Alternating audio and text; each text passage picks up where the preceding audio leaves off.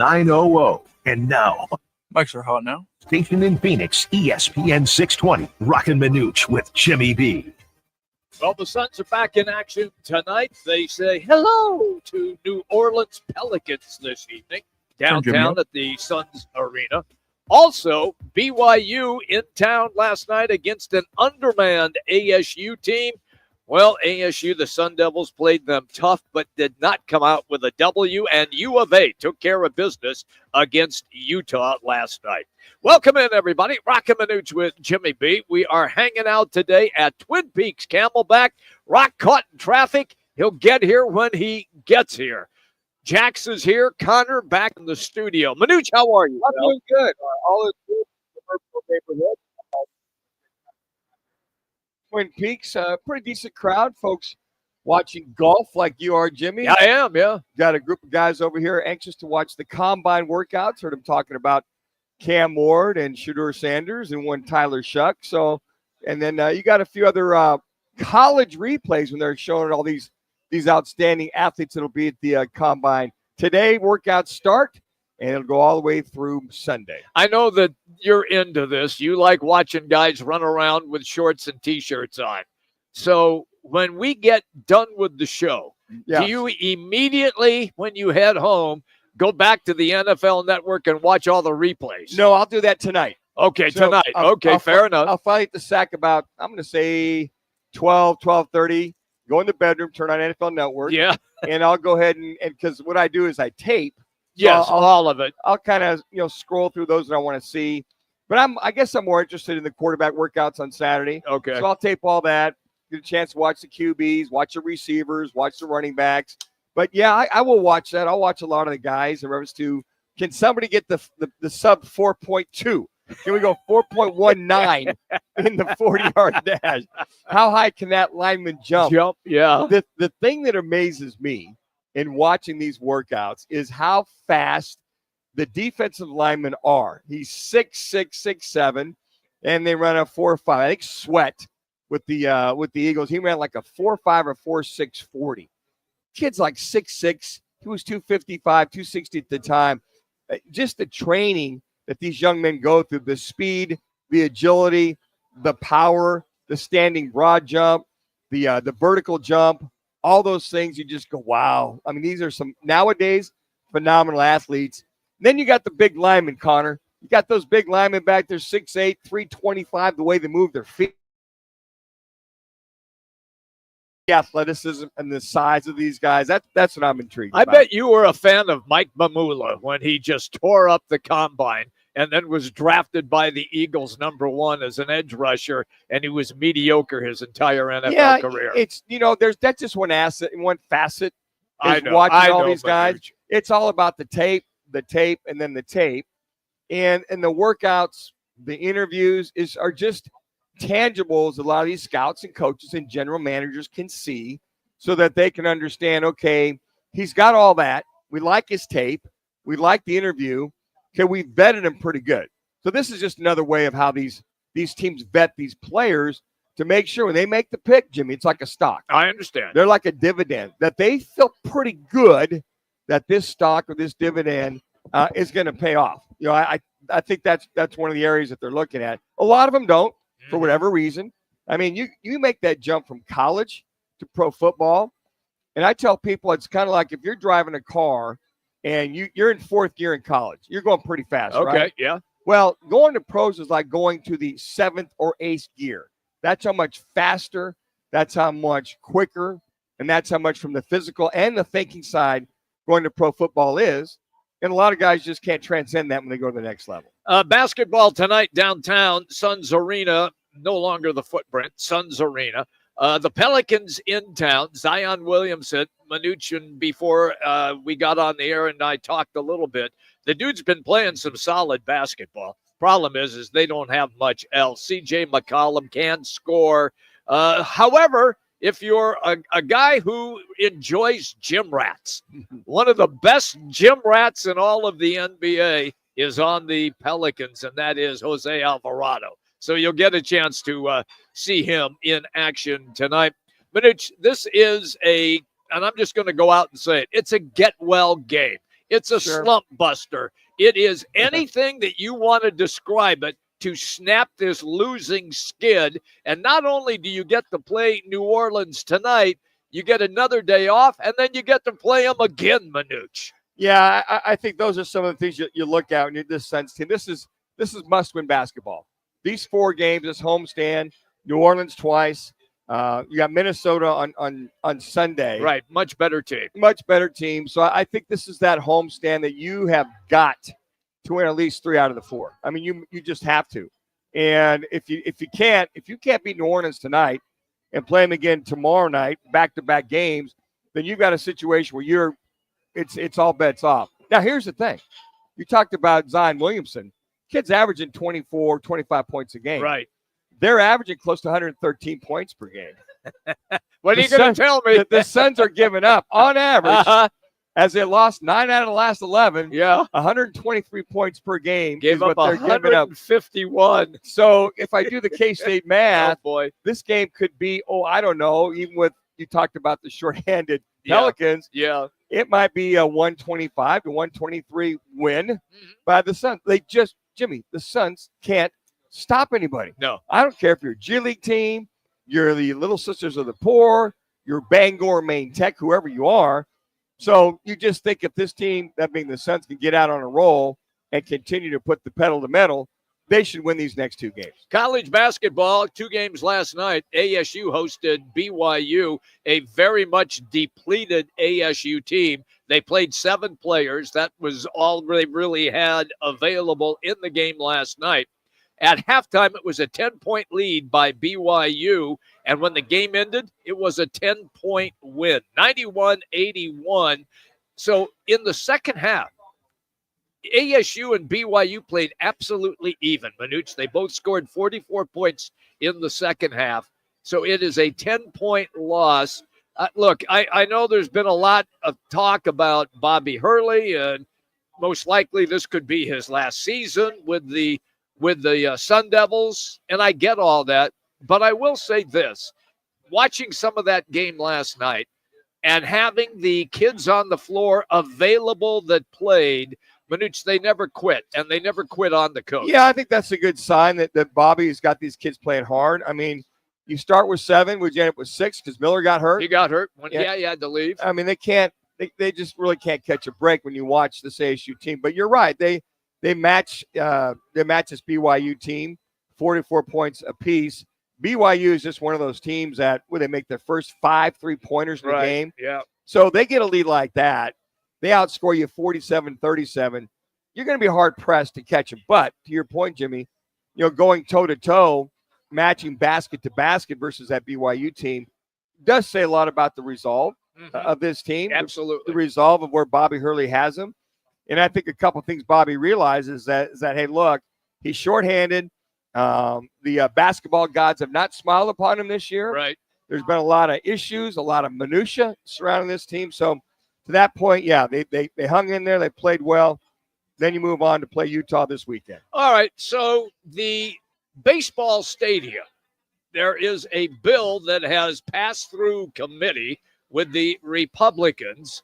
And it is, and we discussed it in the past, but now it looks like it may come to fruition where they would use the taxes that the team pays as a way to make a fund so they can improve Chase Field. Off the sales tax. Off the sales Right. tax. So now the city of Phoenix is saying, well, slow down here a little bit. You're going to take that money away then from what we use it for schools, roads, construction, and other areas of the city. So are we going to have a big fight, or do you think this is going to pass? No. This is the House passed, and now the Senate has to pass. Has nothing to do with the constituents. If the constituents have heartache or heartburn about this, they can call their senator, which is a very dominated Republican Senate. And that point basically looks like once this passes, they'll be able to use the sales tax from the stadium to go ahead and make the much needed improvements that they have that they're going to need. So that's the first step. Second step would be the Senate passing it and then moving this forward. So the constituents have nothing to do with it, Jimmy. Now, But if they want to make their call, their senator, and say, we don't like this, whatever, they can make their voice heard. Oh, sure. Yeah, they can call their senators. They can go in there and pretty much go from there. But I would hope that the Senate, whose majority is Republican, would see how wise this would be to pass this. It's the easiest way. Yeah, and to keep it downtown, Mm-hmm. make the improvements, make all the things they need to go ahead and do to keep it downtown, to keep the people coming in there and keep the economic development going strong with this stadium. We had the passing of actor Gene Hackman. It took place yesterday. 95 years of age. He and his wife, along with the family dog. We thought we would start with this particular soundbite. And it's Gene Hackman from one of his most famous roles, the Hoosier movie, as he is the coach who revives the team and they come back to win the title. And this was his inspirational speech.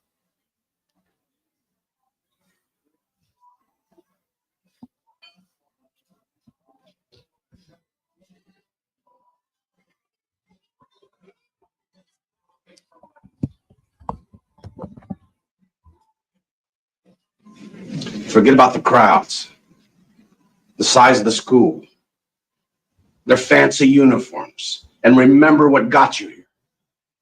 Focus on the fundamentals that we've gone over time and time again. And most important, don't get caught up thinking about winning or losing this game.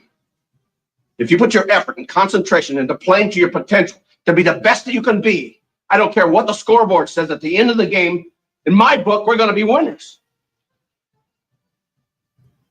Okay?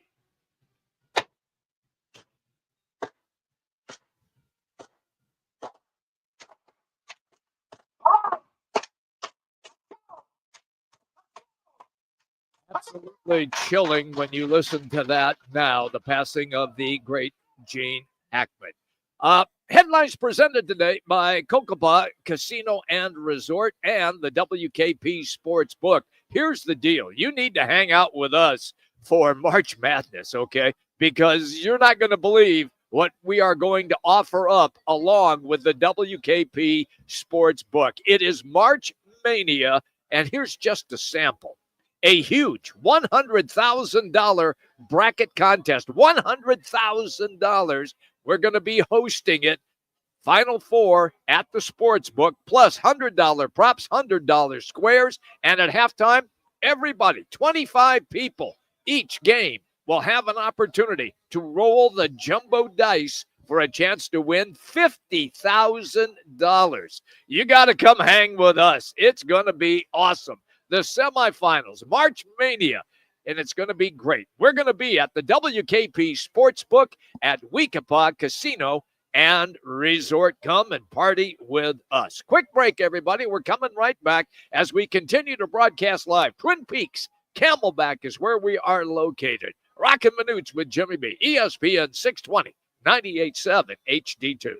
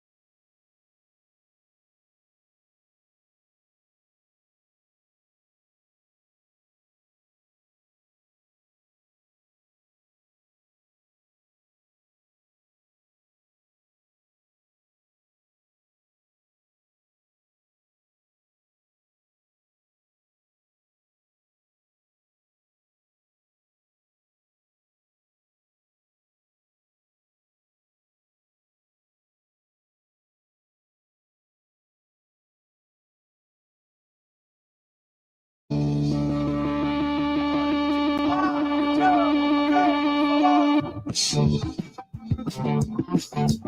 Thursday, and welcome to Lodge Mentality.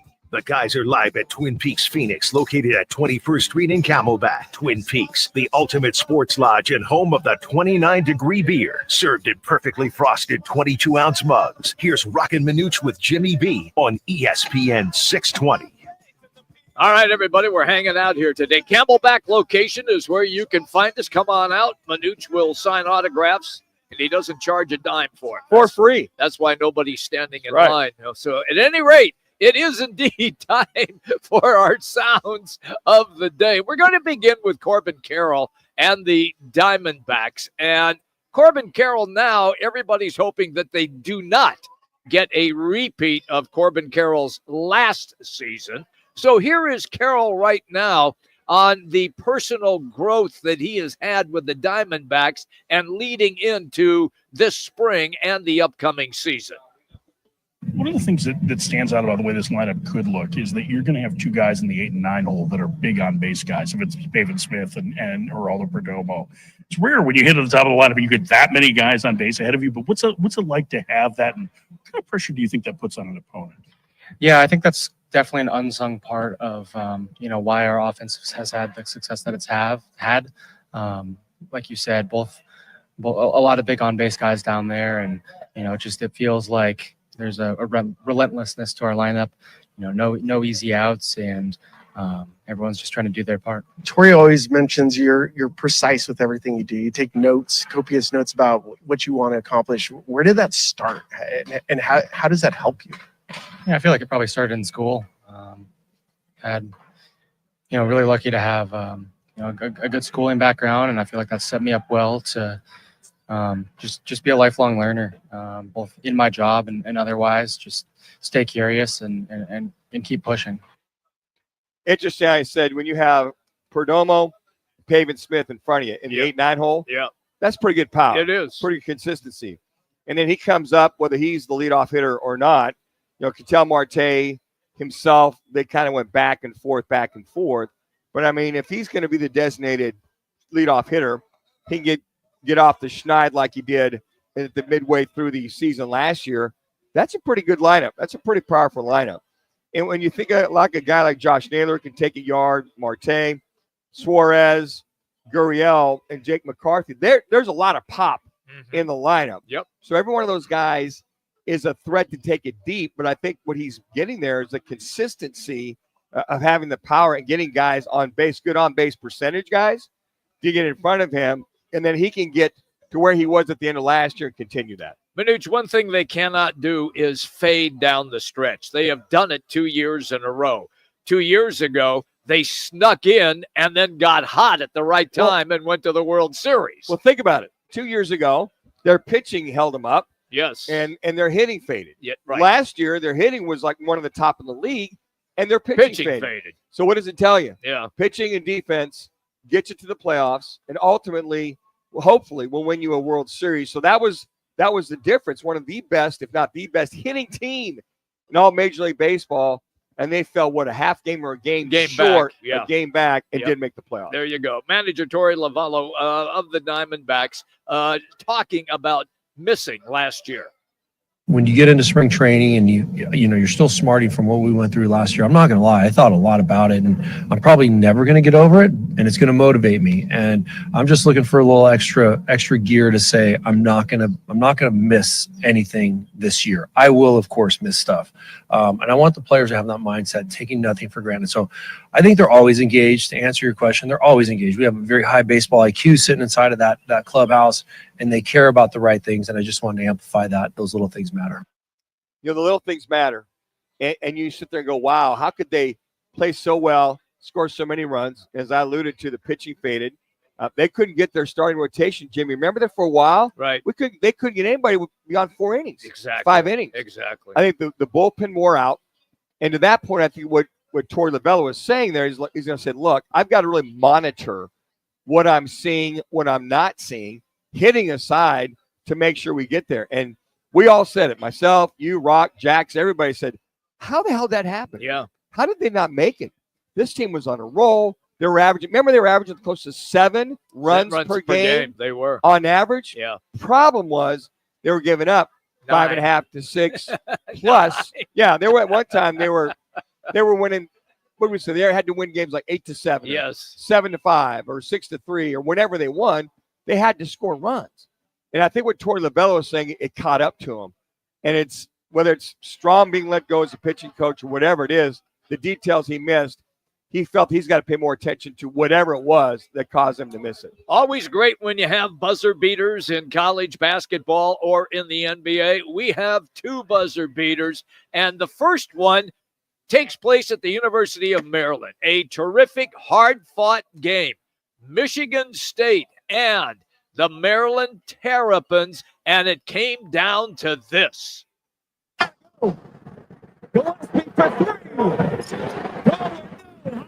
It's the clock. Oh my goodness! Hold it for that score to win on the road. Thank you to the Big Ten Network for that highlight, I should say, by Trey Holloman, and it is a victory for Michigan State over Maryland, and the capacity crowd at the University of Maryland stunned when that took place. We were just talking about Maryland, how they're on a roll. They were. They're hot. They're moving up in the rankings. All of a sudden, reality or humility, one of the two, set in. I mean, talk about a wing and a prayer. This thing's going into overtime, right? Yeah. You think. Then he hoists that bad boy up, and it's funny to see Rizzo's like, wow, okay. I mean, everybody's going nuts. And then there's Rizzo with his arms up, and yeah, we'll take it. Yeah. Every once in a while, you'll take one of those throw-in Izzo buckets. is a great coach, great college coach. All right, the other one takes place at Temple, and here it is for you right now. Thank you to Temple men's basketball. Temple waving his arm, moving to the right, going downhill on Jennings, fading away, has it blocked, gets it back, second chance opportunity. Victorious this evening over South Florida. Zion Stanford with the shot, 73-71. Temple ends up winning that shot, or that game. Are you feeling the NCAA's right around the corner, Jimmy? Some of those games? It's awesome. Like I said, I can't wait to go out the Weekapa at the WKP Sports. Are you going to get a room? Might. Because if you got to work 2 games. Yeah. Oh, wow. I mean, you got. Wait. That's what I'm saying. Brakes, Rock. That's what I'm saying. That's heavy for me. You got a room for Super Bowl, and that was just one game, and you really didn't have to do much. And then we found our producer, Jax, decided to take April off. So we're on our own. Yeah, just something a little big. Yeah. Not his job. Sister's wedding. So I said, okay, I guess we'll let it slide. So he asked me, he's like, hey, I need to go to my sister's wedding. I'm like, all right, what's a Saturday wedding? I mean, you're not on the air. It's fine. He's like, no, I need you off from April 1st to like April 10th. And I'm like, why would you need that much time off? And I'm like, that's not how this works. Your sister should know you have a job. The dude is 24. And it's Final Four week. I mean, first of all, who's this dude? What are you doing getting married Final Four weekend? Yes. That's the bigger story. That guy's this guy, idiot. man, it's not going to work. He's an idiot. It's just not going to work. I mean, so why don't you just not go to this one because it's probably going to, a divorce, so you can go to the next one. Yeah. Don't wish that upon them at all. I'm teasing, even though 70% of people are nice to have you back here. I know you got caught in traffic there. I decided to go down. Indian school is just a little rough. Yeah. To get over to. Yeah, and then there was 2 fire trucks, and we heard them. Yeah, they passed me. Yeah. Why won't people pull over? Man, I do all the time. Do they teach that anymore? Like in driver's school, where if there are lights, you pull over. Yeah. And then I think what I think is even worse is when everybody pulls over, and then the ambulance or whatever goes by you, the fire truck, and then everybody's rushing to get back. I'm like, dude, relax. Like there was a guy that was pulled over, and I had 2 cars in front of me, and they wouldn't let the guy in. And I'm like, and I sit there and wait, and the guy's like, thank you. I'm like, I got to tell you, people, just a thank you once in a while, a wave. If somebody, that's all you need. They can't see you though over there, you little clown. Well, I have a booster chair on the driver's seat. Yeah, I figured that. I mean, do you have it all the way up? Like, so you can reach the pedal? Well, seat. I mean, how far is No, the seat? I know. No, the seat does slide back and forth, obviously. But what I have done, and I've learned this from all the years that I've been alive, if you take little building blocks and you tape them to the pedal, then I can reach them. Yes, The building blocks. that's it. And you're right there on that steering wheel, I'm right? right Jimmy? on it. Absolutely. Yeah, and I can see you just 10-2. You're right Yeah. there. You're like, that's what's funny is like, like I watch my mom drive or these other people, older Sure. people like your generation.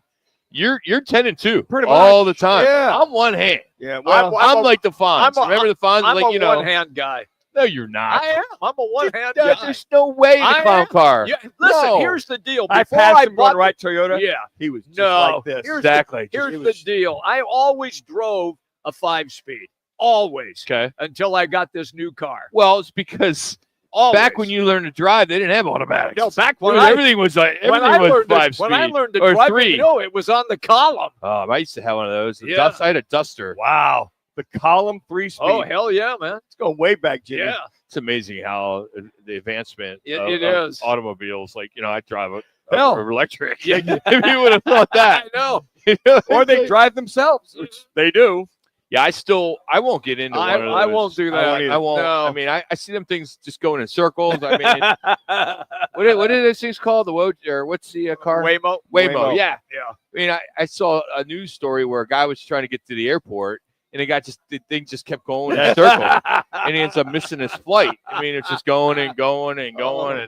And I remember I was downtown Phoenix going to a concert or a show or whatever it was, and the thing, where Marley's is? Yeah. That intersection Yeah. where Marley's is? Yeah. Right there it stopped. Wow. Right in the middle. Man. And you got 4-way traffic coming, and the police were there, and the police couldn't do it. They're banging on it. There's nobody in there. Thank God there's nobody in there. But that's the thing I wonder. Wow. Can you get out? Does No. it lock you in? No, as I say, if you're claustrophobic and it does the circles, you can't get out. No, I'm It's gotta just be saying in stopped. general.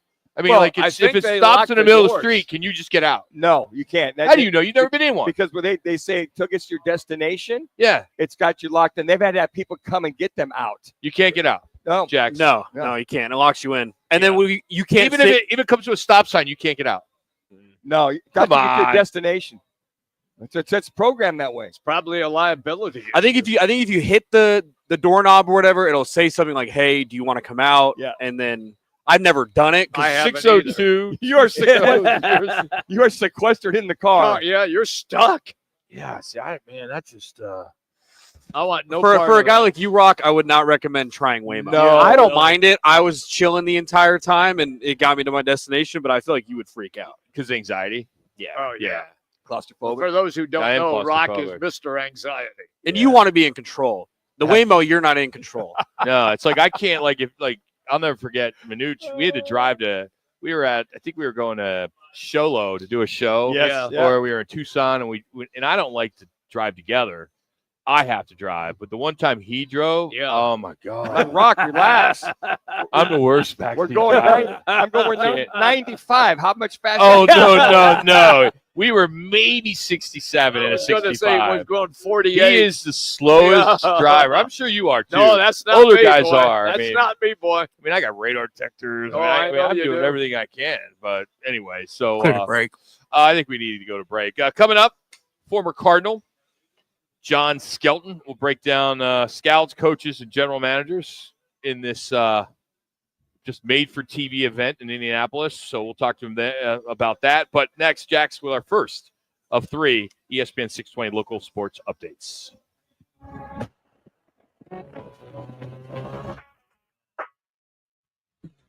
It's now time for your Rock Minutes with Jimmy B's bottom of the hour ESPN 620 Sports update from Twin Peaks Camelback. I'm Jackson Groff. The NFL Combine officially kicks off today with defensive linemen and linebackers taking the field for drill as the Arizona Cardinals have their keen eye on defensive line prospects as they look to bolster their struggling pass rush from last season. Holding the 16th overall pick in the first round and the 47th pick in the second round, the Cardinals are in prime position to add much-needed talent up front. Top defensive line prospects include Michigan defensive tackle Kenneth Grant, offensive tackle Walter Nolan, Texas A&M edge rushers Nick Scorton and Shamar Stewart, Mike Green out of Marshall, Ohio State's edge rushers 15 seconds. JT Tuiomolao and Jack Sawyer, among others. With the deep and talented defensive lineman class in the 2025 NFL Draft, the Cardinals have a golden opportunity to add multiple key additions to their front seven. There are multiple ways to listen to us. ESPN 620 AM, 98.7 HD2 FM, and always streaming live on ArizonaSports.com. Hey, it's Dom with Venezia's Pizzeria. You know us for a delicious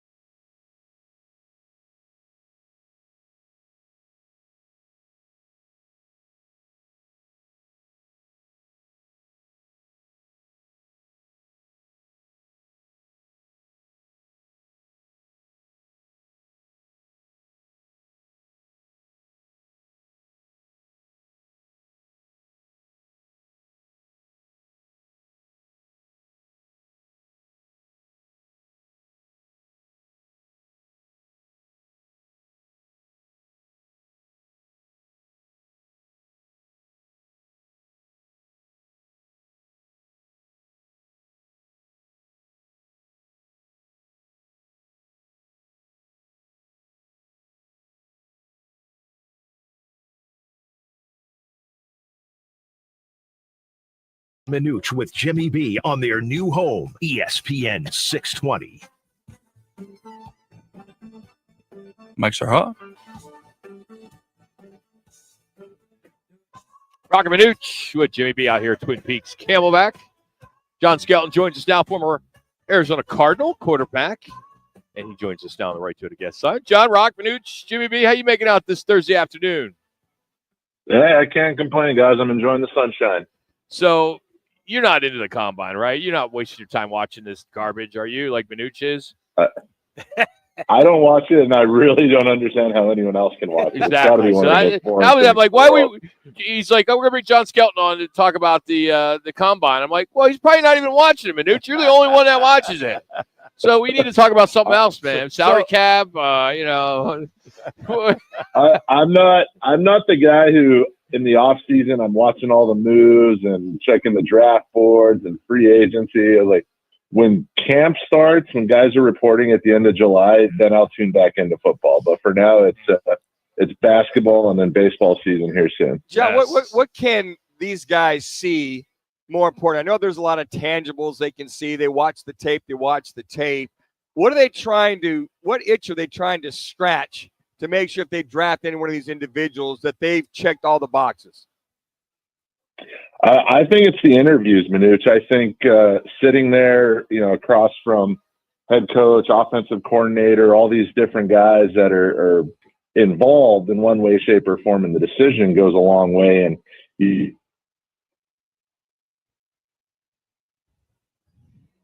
lose them.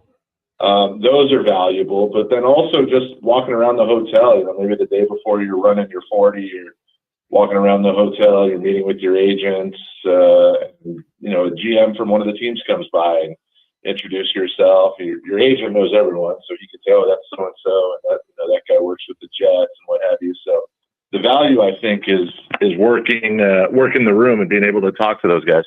So if you were to do it all over again and you're going to the combine, what would you do different if you would, anything at all? To that point right there, I'd be like you. I'd be anybody that wants to talk to me or doesn't want to talk to me, I'm talking to them. Yeah, absolutely. I was in that mindset where I'm there for a job. I'm there to work. I don't want any distractions. And my agent would call me down and say, hey, we're going to talk to the GM for the Cardinals. He's down here. And I'll be like, I got to get to sleep. We're running our 40 in the morning, and I got a drug test at 5 a.m. I got a bunch of other stuff. And he's like, no, this is more valuable. You need to come down here and do it. And even when you're talking to like regional scouts, you might talk to the guy who, at least at Fordham, was the Northeast regional scout for the Cardinals. And I'm like, I've seen this guy several times at the facilities in the Bronx there. But you never know, that guy down the road, he becomes a GM, he becomes a player personnel guy. So all these connections, they're not just short term. Some of them are long term down the road as well. Hey, did you have an idea, John, where you might be drafted? And then knowing that, going to the combine or having your pro day, that you felt it would only benefit you from participating in whatever they wanted you to compete in? Yeah. So when I was coming out, they had told me anywhere from third round to undrafted. So small school, didn't play the best competition in the Patriot League. So there was really kind of that wide ranging. So for someone like me, it's you do everything. You showcase everything you can. All these small school guys that, maybe they played 4 years at one school. They weren't in the draft portal or in the transfer portal. This is their opportunity to say, hey, I'm on the same level as a Cam Ward or a guy like that. And I'm just going to show off everything I got. And my year, Sam Bradford was the guy. He was the number 1 overall pick. Everyone knew it. Coming off of a Heisman. And he's like, what do I got to do? I don't got to throw. I don't have to do anything. And he was there just for the interviews. He was there because he wanted to talk to all the teams. It was almost a foregone conclusion that the Rams were going to take him, and they did. And a guy like that has more to lose in participating than a guy like me coming in and participating in everything and trying to showcase. All right, that's my follow-up question. Now things have changed dramatically, and so many players, particularly players that are going to be first rounders or a high second rounder, choose not to participate. They'll go and do the interviews, but that's it, and they will wait for their pro day. Is that the way of the world, the way that you see it going forward? Is it going to stay like this? I do think it's going to stay like this. I think the combine's already kind of making a transition where it's more so guys that we're not sure of. Someone like a small school guy or a guy that transferred that doesn't have a lot of film. Maybe he's played 1 year, he's coming off of injury in years past or transfer portal, whatever the issue is. It's going to be an opportunity for those guys that are trying to make a name for themselves in the later rounds, in my opinion. I would say third round and beyond, because once you get past the first 2 rounds, I don't care what a mock draft says. No one out there knows who's going to be the first overall pick in the third round. That's just never going to be guessed properly. So I think it's an opportunity for guys that are bubble guys that are like myself, anywhere from third to undrafted, to make some names. And I remember coming out, it only takes one team to like you to get drafted, and it takes 2 teams to like you to get drafted higher. So with a lot of the interviews, workouts, did the Cardinals interview you more so than any of the other teams, or did they tip you off that you'd be the guy for them, or could you not sense that at all? No, I had an interview with the Cardinals, the Bengals, the Jets, like the official interviews. We sit down and we meet with everyone. I thought all 3 of them went well. none of them said, hey, if you're there, we're going to take you. No one kind of put that out there in the world. And frankly, I'm kind of glad they did, because I would hate to be the guy that says, oh, it's going to be this team. It's going to be this team. They told me they like me, and then only to get disappointed, or, for someone to be told, hey, you're a third round guy, and then, all the way to the fifth round or undrafted. That's got to be a stab in the back, I would feel, if you get that told by a team. So what was the oddest question out of those three that you might have had, Cardinals, Jets, or Bengals? Can you remember? Say that again, Mitch. What was the oddest question you might have had from those three teams that kind of caught you off guard, and you had to kind of go into that deep Fordham education to make that answer? I didn't get any of those bizarre questions, what would you do, or anything like that. I did talk about being the son of a coach. My dad grew up, growing up, he coached me in everything. So I did emphasize that a lot. That's what my agent coached me to say, like, yeah, make sure you say your dad was a coach. That way they'll see you as a coach's kid and not just a quarterback.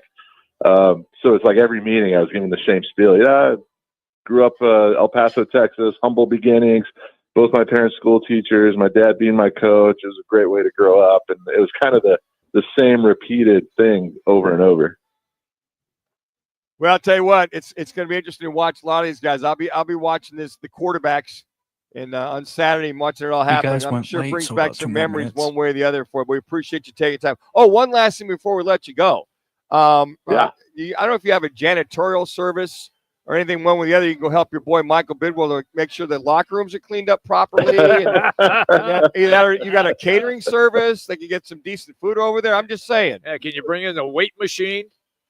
Jeez, I'll say this, for whatever the grading system is, I don't know how. I've seen the letter grades and stuff, but I don't know what the actual survey asks the players and stuff. But it's definitely better than when I was there. I think my transition, my time there was right when old man Bidwell was stepping down and Michael was stepping into his role. And I think from then to now, it's come a long way. So if they would have had this survey 15 years ago, it would have been interesting. John, as always, thank you for making some time today. We'll let you get back to the NFL Network and the Combine. Enjoy it, Manuch. I will, buddy. Yeah, somebody. John Skelton joining us here on Roc and Manuch with Jimmy B. You can follow him on Twitter or X at John Skelton19. A little hats off to Scottsdale resident Jake Knapp today, shooting a 59. I think he's only like the 13th person or something like that to ever shoot a 59 or lower. Incredible. It's just amazing. Scottsdale kid. Well, not Scottsdale kid, but lives in Scottsdale. Yeah. So, Jake, is this your boy? No, it's sorry. Frankie Sappin's my boy, who's also playing. He shot 2 under, which obviously is not that great compared to him shooting 11 under. But I have met Jake Knapp. He practices at TBC. Great guy. Hell of a story. So you clean his clubs? I don't. No, okay. He never cleaned the pros' clubs. Really? Never touch them. Wow. No. Really? Okay. Do you carry the bag? No. Really? No. You don't. So what do you do then? Pros don't touch them. He just shows up and he parks the car. No, they don't do that there. I'll clean your clubs, but I won't clean their clubs. Yeah, you better. Saying a lot. Yeah, if you're getting 10 days off, you better clean his they don't get dirty because they don't get used. Coming up, we will get into some football talk, some real football talk, as the United Football League's second season has been hit with a hiccup. I'll tell you what that's all about. Plus, the revenue share numbers are out for the NIL for Georgia. It's a pretty big number. We'll get into that next. It's Roc and Manuch with Jimmy B now on ESPN 620.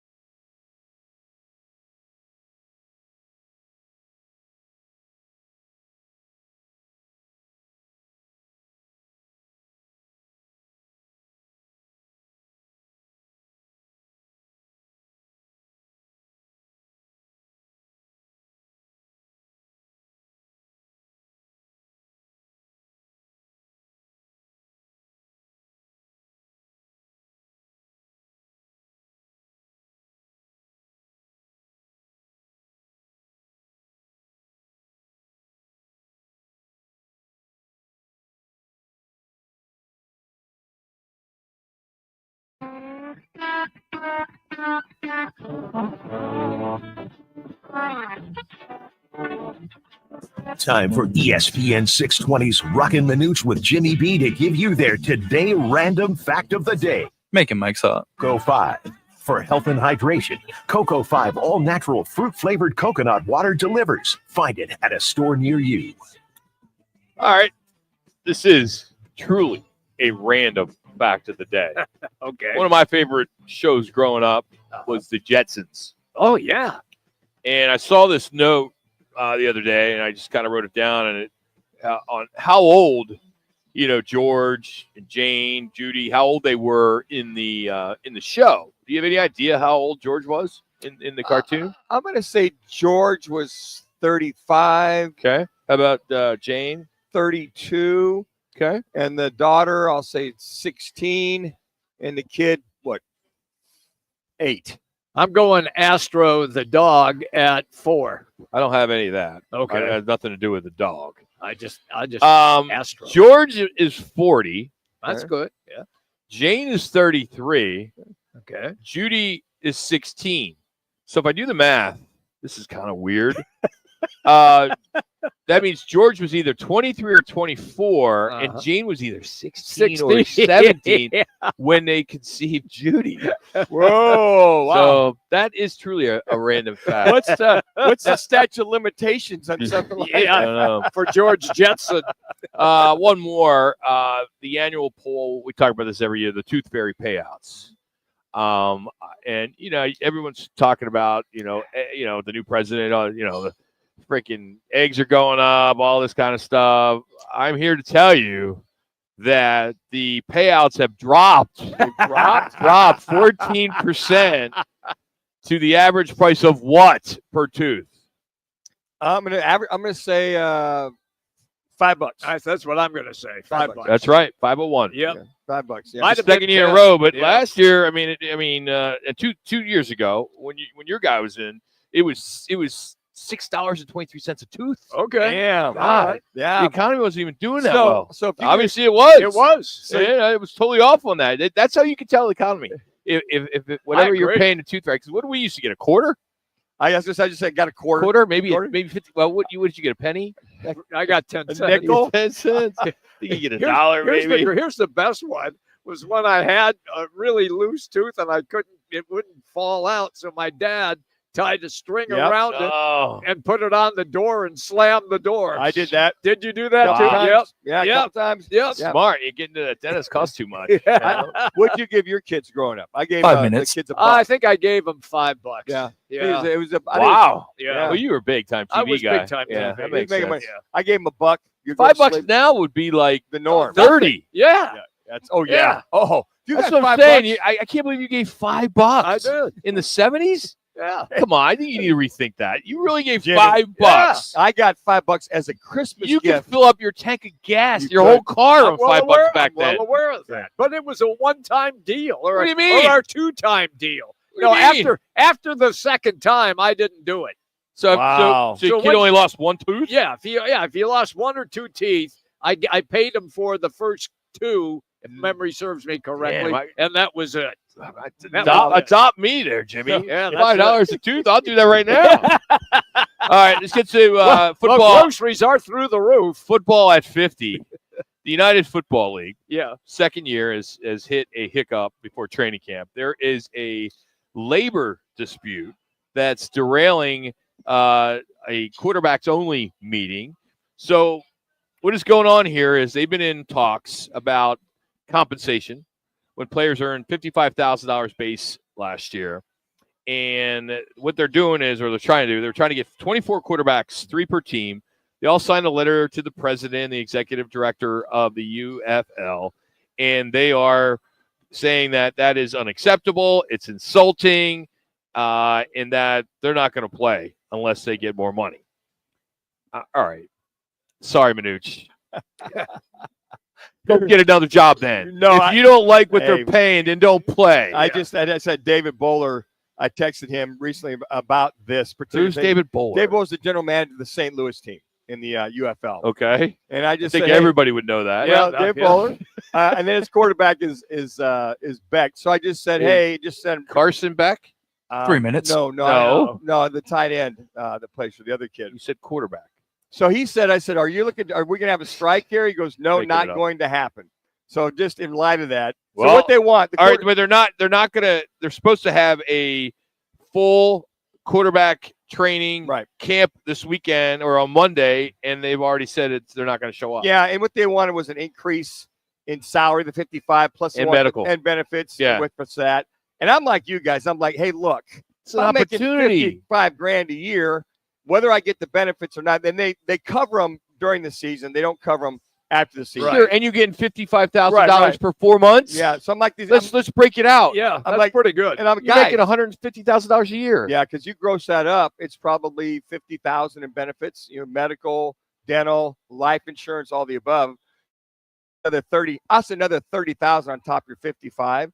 Those medical benefits, dental, and 2 minutes. other stuff. But anyways, I'm like, I'm making 55. I'm going to get covered for 4 months of work. Sure. Let me have a chance to come back, show my wares. That if I get a chance to go back to the NFL, I've got a platform to show that. So I think these quarterbacks are all wet in reference to guys. I agree. Just get your butt to camp. Yeah. You're making 50. So they bump you $5,000 or $6,000.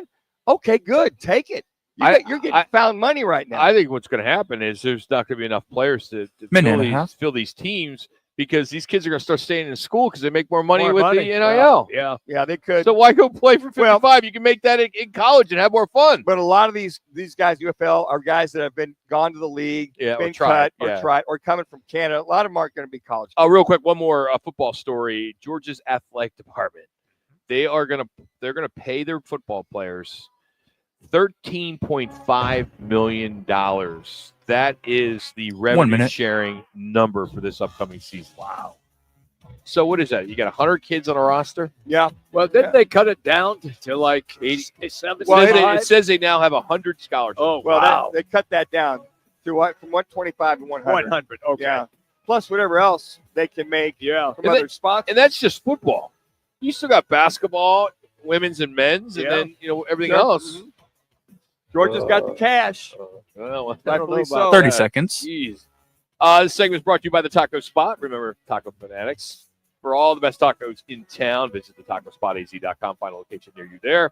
The Taco Spot. Come and experience tacos to talk about. Coming up, hour number 2, Casey Jacobson. We'll talk to him, and we will give you an opportunity to win some gift cards here from Twin Peaks. And are you concerned 10 seconds. that Ovechkin is going to break Gretzky's record? Does that bother you? Roc and Manuch with Jimmy B from Twin Peaks Camelback.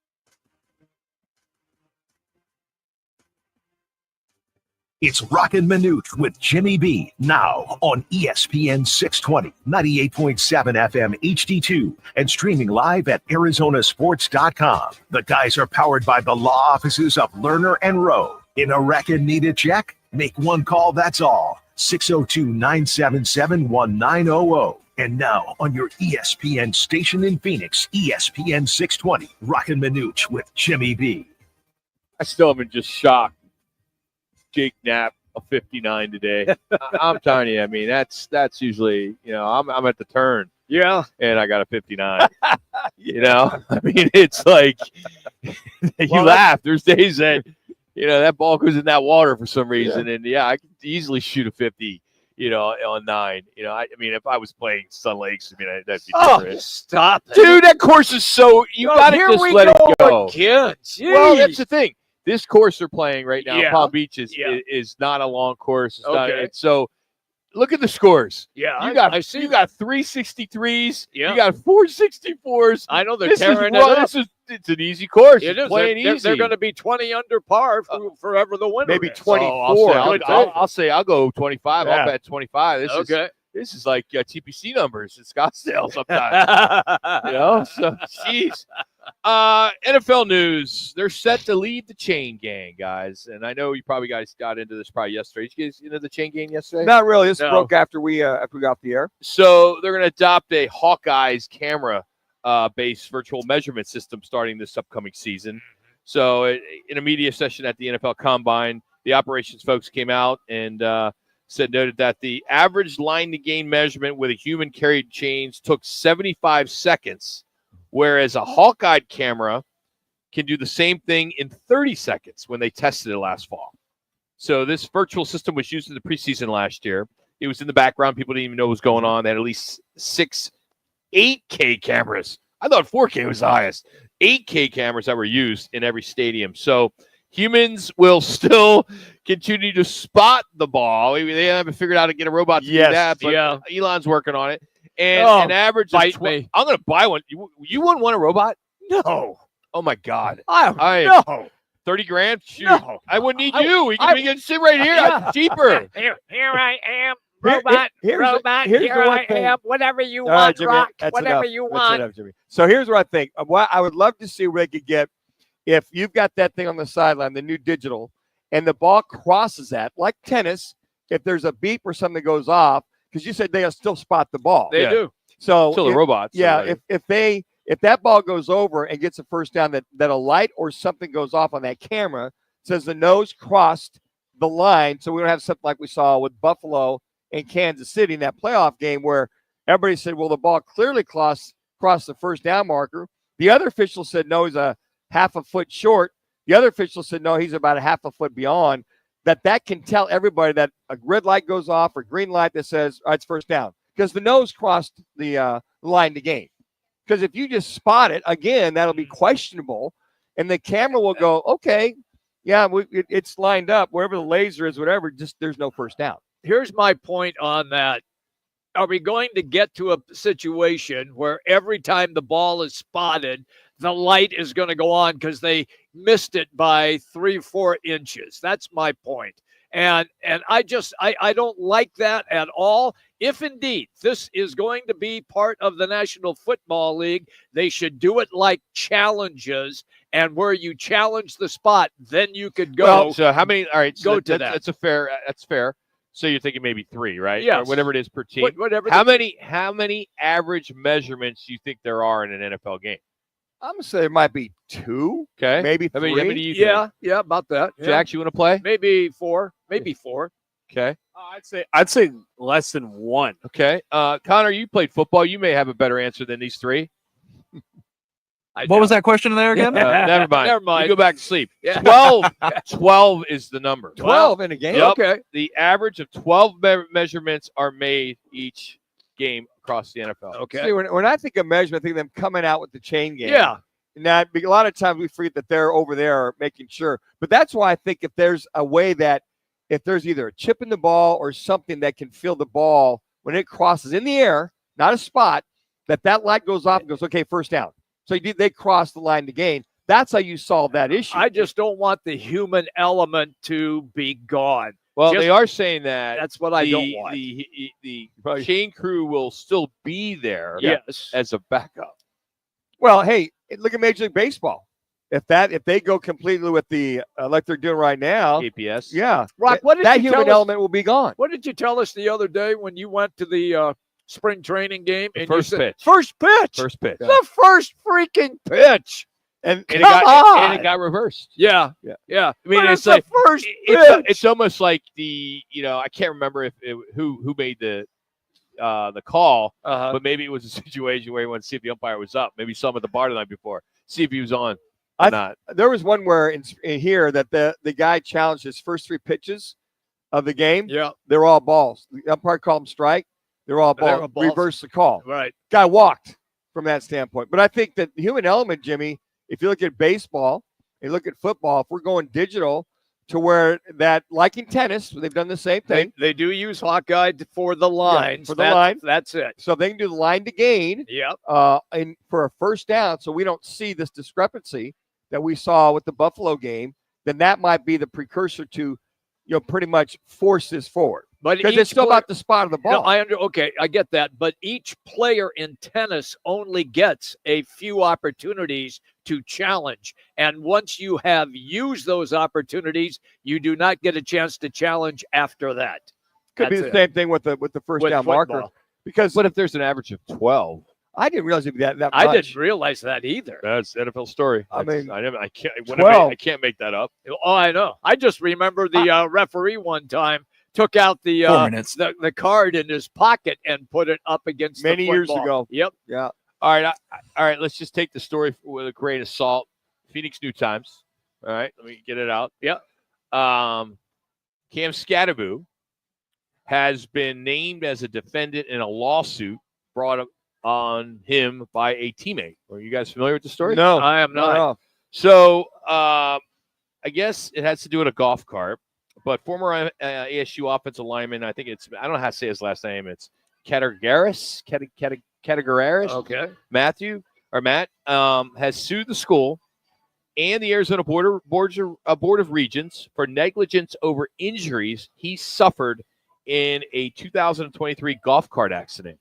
And I'm just going to kind of put this together, just ad-lib it, so to speak, Summarize. Summarize.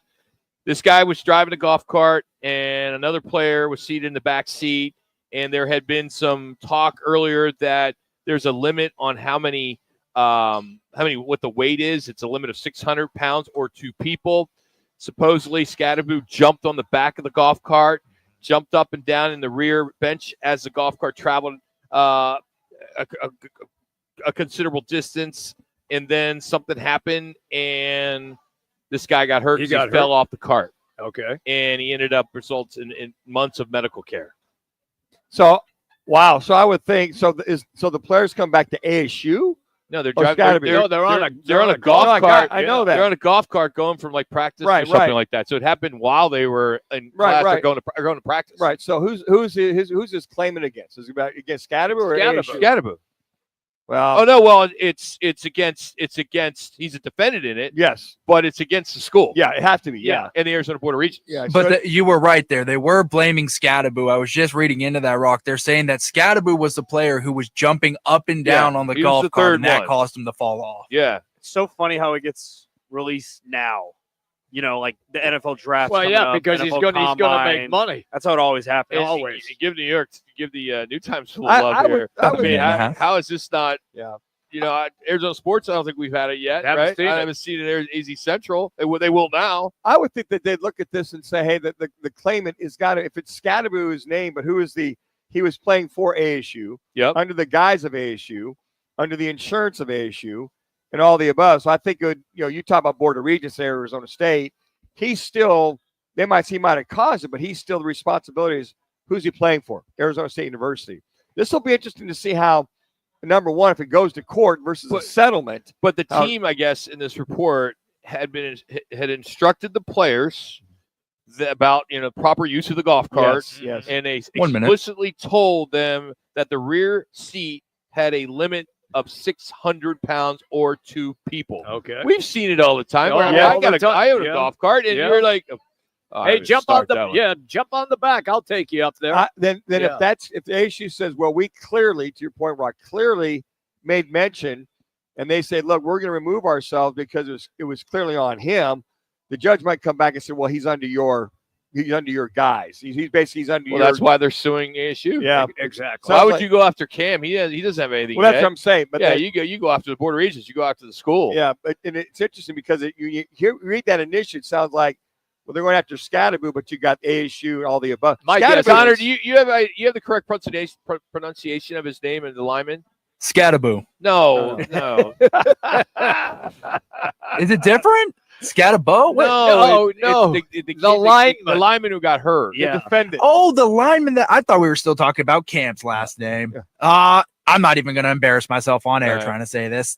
I got a feeling that if this starts to gain traction, it gets settled out of court quickly. Yeah, they'll probably already paid for his medical. Oh, I'm sure they have. He's probably coming back going, you know what? I could probably go make a few extra bucks because Cam's not supposed to be doing this, but he's still under the guise of ASU and then the Board of Regents. So I'm sure there's insurance for the players. I'm sure there's an attorney involved that is licking his chops.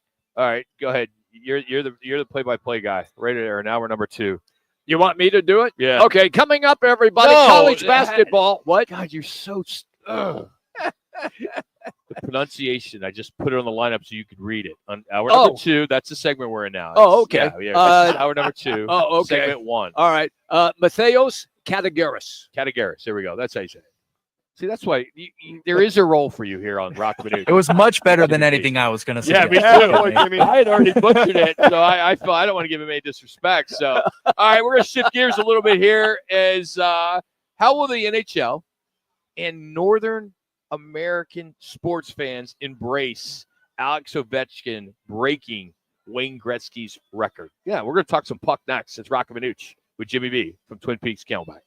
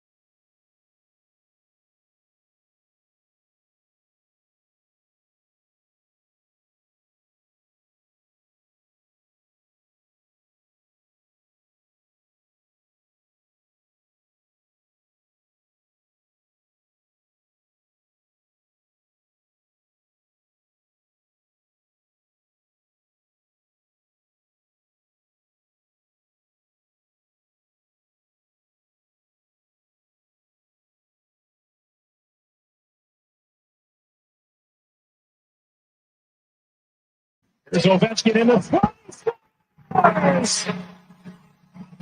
So Ovechkin number 8. Last time I looked, he was a shooter.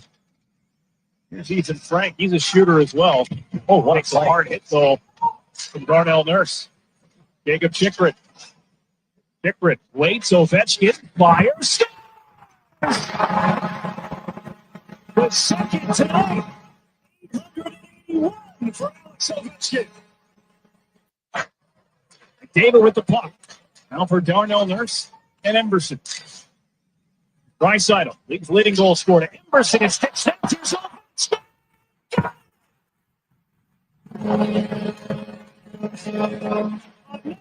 Trick for Alexander Ovechkin.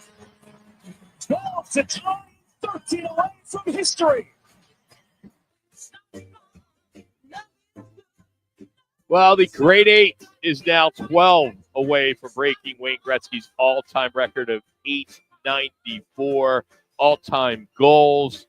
He's 39 years old. He is so close to breaking this. And you think about the great one. His final goal was March 29th, 1999. It's incredible. And here we are. He can surpass that mark 26 years later. I was literally the other day talking to a friend of mine who's diehard Manitoba, Canada. And I asked him this question. I said, how do you feel about, the great Russian Alex Ovechkin taking care of some business, and breaking the record with Wayne Gretzky? And he goes, I'll be honest with you, I'm torn. Really? Because I'm in the middle. I live here now. Yeah. I was born and raised there, played hockey. My whole family played hockey. Love the great one. I mean, who doesn't? Yep. But it's good for hockey. Yes. And that's how Canadians are so nice. It's good for hockey. It's good for the sport. I mean, you couldn't, I don't know. And hockey's in a good place right now because of the Four Nations face-off. 9 million people in the United States watched it. Unbelievable. So, I wonder, the country is Russia. The player is Alex Ovechkin. You wonder if this would still be the case the way it was in the 80s. If the people 70s, would be open it. Or during the Cold War. Yeah. During the communism and all that's going on. I think it would be a lot different. Yeah, because there was some ill will with the Russians and everybody in those days because of the Olympics. Yes. The shenanigans. Yes. The steroids. But I mean, maybe, I don't know if hockey players are predominantly one side or the other, but you would have to not. Sports and politics go hand in hand. You hate it. But he's got a personal relationship with Putin. And that I'm sure Canadians don't like that. Right.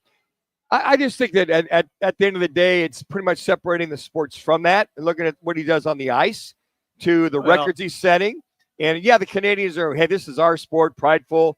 Hey, Wayne Gretzky's our guy. I don't know how you cannot talk politics with what's going on with Russia. No, I know. I get it. But, I mean, when you look at the records per se, if you are having heartburn because of the politics within, I see that. But I think it's ultimately what's going on the ice and the scoring that you go, hey, guys breaking a record. You kind of separate that. So does this mean that the grade 8 will get retired in every we'll see a banner in every arena? No, like because we did with Gretzky? No, because it's not the all-time points record. Gretzky will maintain that. It's forever. It's his goal scoring that Ovechkin has a chance to break. You go back to in the 80s and 90s, look, you had some great players that were Russian. Pavel Bure was a terrific Russian player. Sergei Fedorov, terrific Russian player. None of those guys have gotten the accolades that Alexander Ovechkin has. And why is that? A, he immersed himself in the American culture.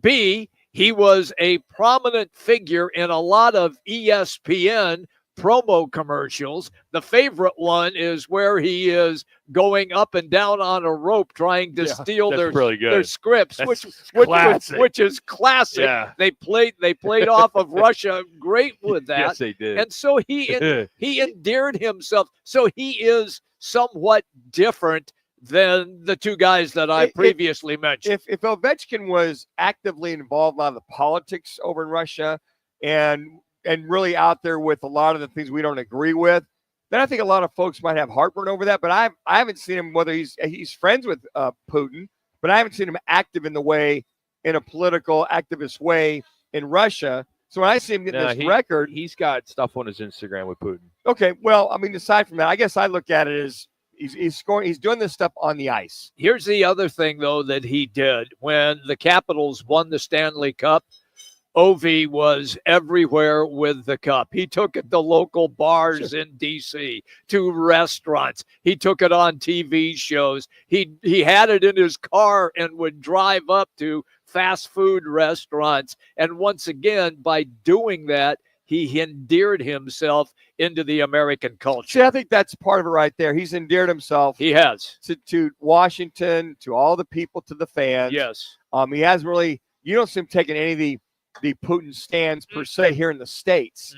So if he's doing that when he goes to visit Russia and does stuff with Putin for however, and Putin wants his picture taken with all these stars and celebs, who knows what they're doing? But I look at it as this guy's breaking records in a sport that is, Russia, Canada, whatever. They don't have any problem whatsoever. It is his profile picture. Yeah. On Instagram. Yeah. Is him and Putin.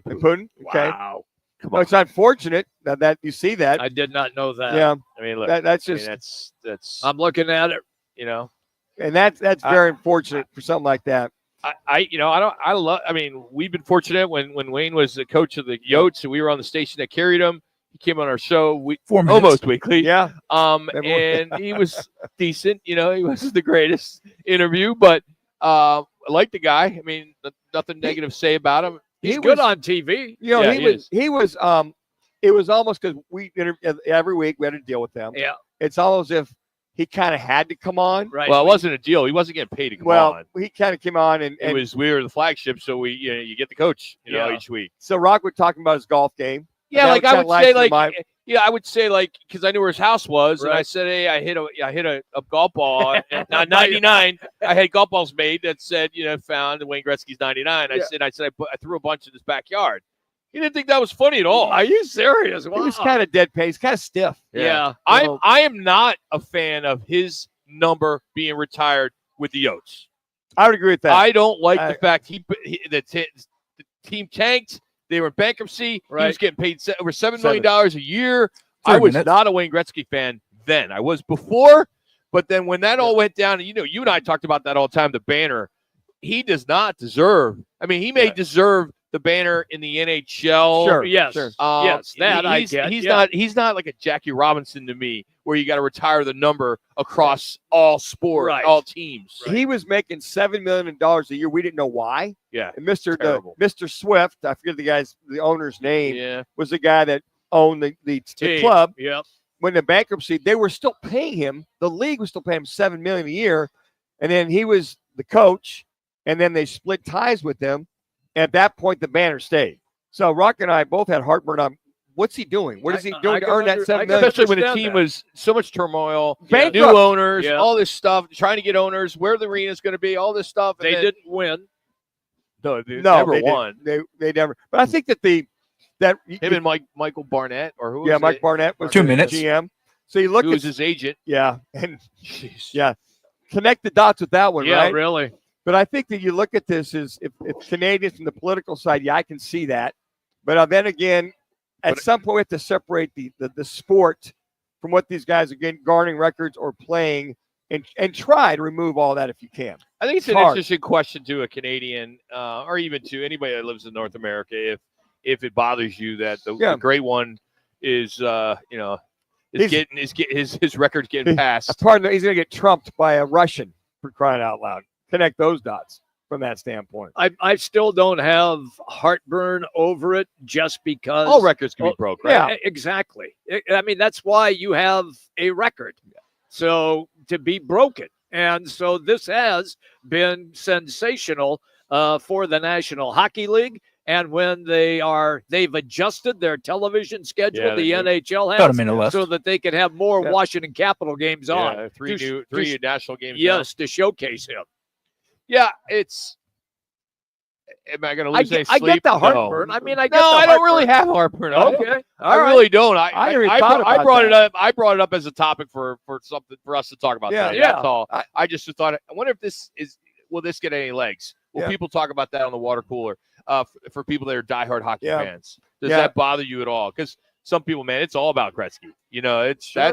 That's who they love. And I had a conversation with the guy who's Canada and all that stuff, and he immediately went to Bobby Clark and wanted to talk about Bobby Clark because he was from the same town. Okay. And then I thought Bobby Clark, he was my favorite player growing up. In Philadelphia he with was the Flyers. Superstar. And mine was Mario Lemieux. Yeah, who sure. a lot of Canadians will say was just as good as Gretzky. Even though his numbers fell short of the great one, Lemieux was a sensational player.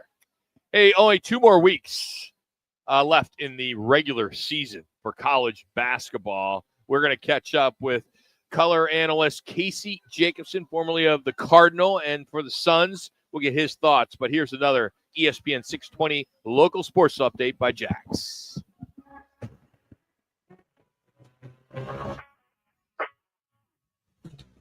Now time for your Roc and Manuch with Jimmy B's bottom of the hour ESPN 620 Sports update from Twin Peaks and Camelback. I'm Jackson Groff. The NFL Combine officially kicked off just about an hour ago with the defensive linemen and linebackers taking the field. The Arizona Cardinals will have a keen eye on the defensive line prospects as they look to bolster a struggling pass rush from last season.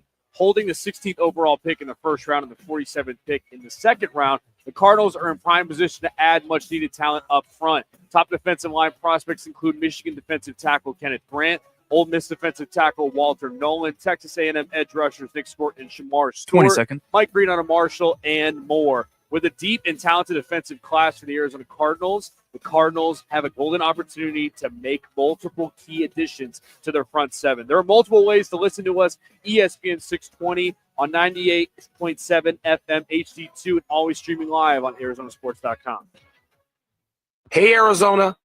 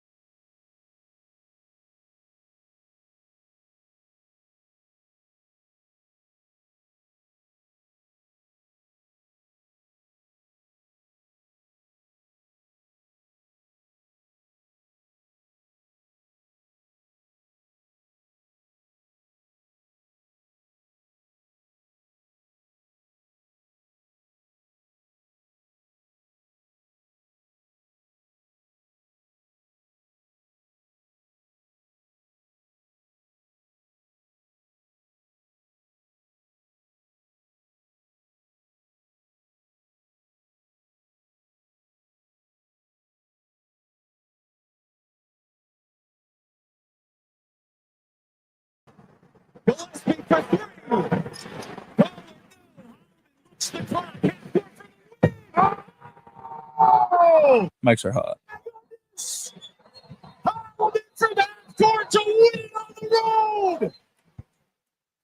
How about Michigan State with the winner there, 58-55 over Maryland, as we're a couple weeks away from the madness that is March Madness. And joining us now, talk some college basketball, Casey Jacobson, FS1. How we doing, Casey? How you doing, bud? What's happening? I'm great. It's late February, about to turn the calendar to March. So, yeah, I'm buried in basketball and couldn't be happier. I got to tell you kind of the news that Bernard Muir, your former Stanford AD, you being a Cardinal, decided to step down after 13 years. Bernard and I were classmates at grad school. Good friend. I just texted him and just got going back and forth. But that's a big loss for Stanford. He did a great job there at getting that program going.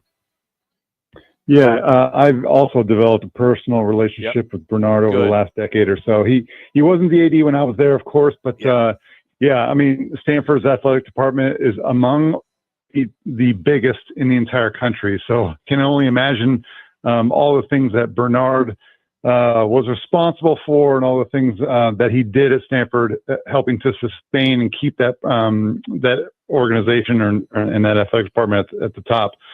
Yeah, a lot of moving parts.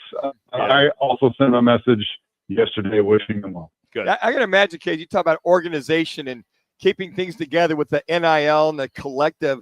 It's truly an all-new ball game right now for a lot of ADs and a lot of coaches. And I know in the football side, a lot of coaches are moving on because it's too much as a head coach.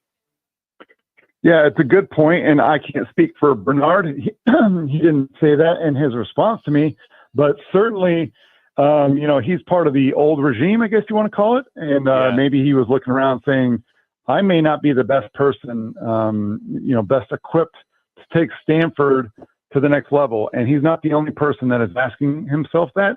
So let's just talk about college basketball in general.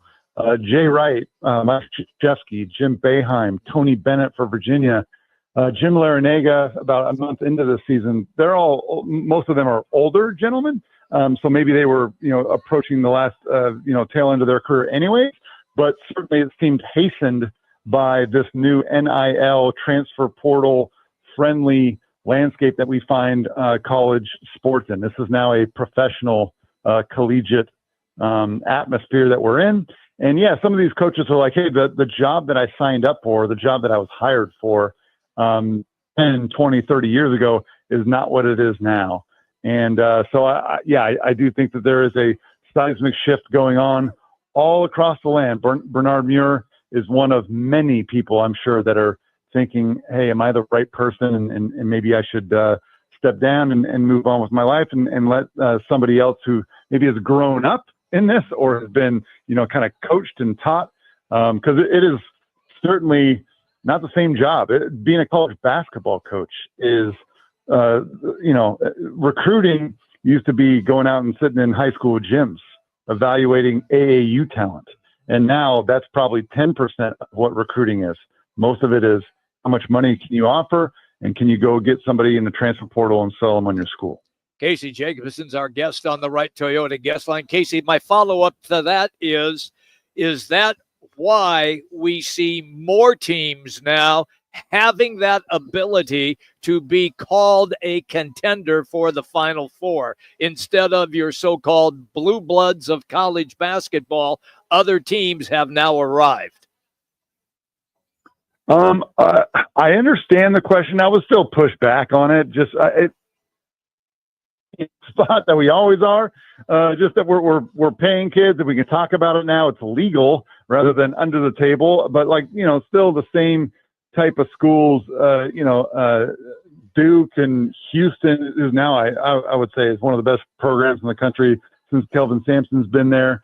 But we do have some new programs, I guess, like Auburn and Iowa State are two that come to mind that aren't necessarily like blue blood power programs, but maybe the playing field has been evened or leveled off because of NIL, and you can only pay so many guys, and those other really good players are going to go elsewhere. But I still feel like I don't think that there are 15 teams that could win a national championship now than there was 5 or 10 years ago. I don't think that's the case.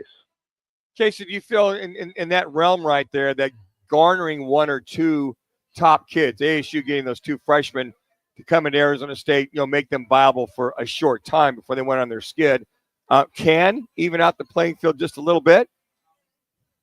Yeah. In theory, that is how it should work. Yeah. My only point is you're still going to have the best talent going to the biggest brands, because usually the biggest brands have the biggest money, or if they don't have, technically the biggest platform for these kids. And so that's why I don't know if things are going to change that much. And the last thing, and I don't have any real proof on this, but the bigger programs were probably, at least some of them, already paying kids or families in some way, shape, or form before it was made kind of legal.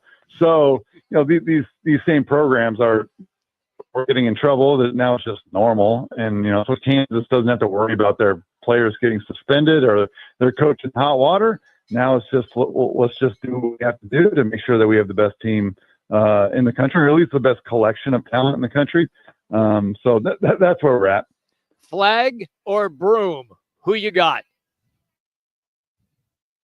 This is as close of a National Player of the Year race as we've had in a long time. I've only been a broadcaster for 11 years. This is definitely the closest race. I would go Janai Broom. And the reason is the numbers are comparable between Cooper Flag and Janai Broom. Janai Broom is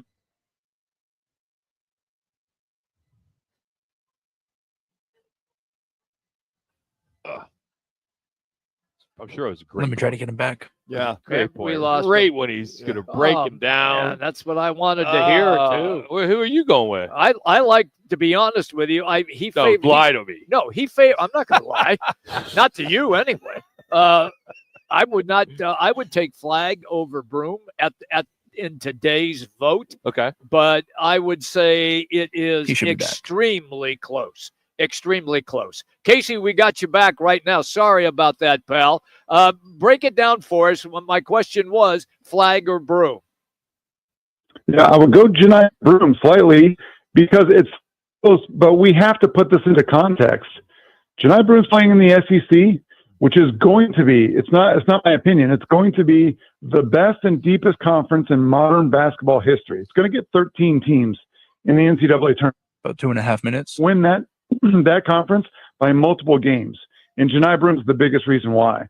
If the statistical comparison between Broom and Flag is close, you cannot deny that what Auburn has had to do that against is significantly tougher than what Cooper Flag is having to do. It's not Cooper Flag's fault. It's just the reality. Janai Broom has had a more impressive season from that standpoint.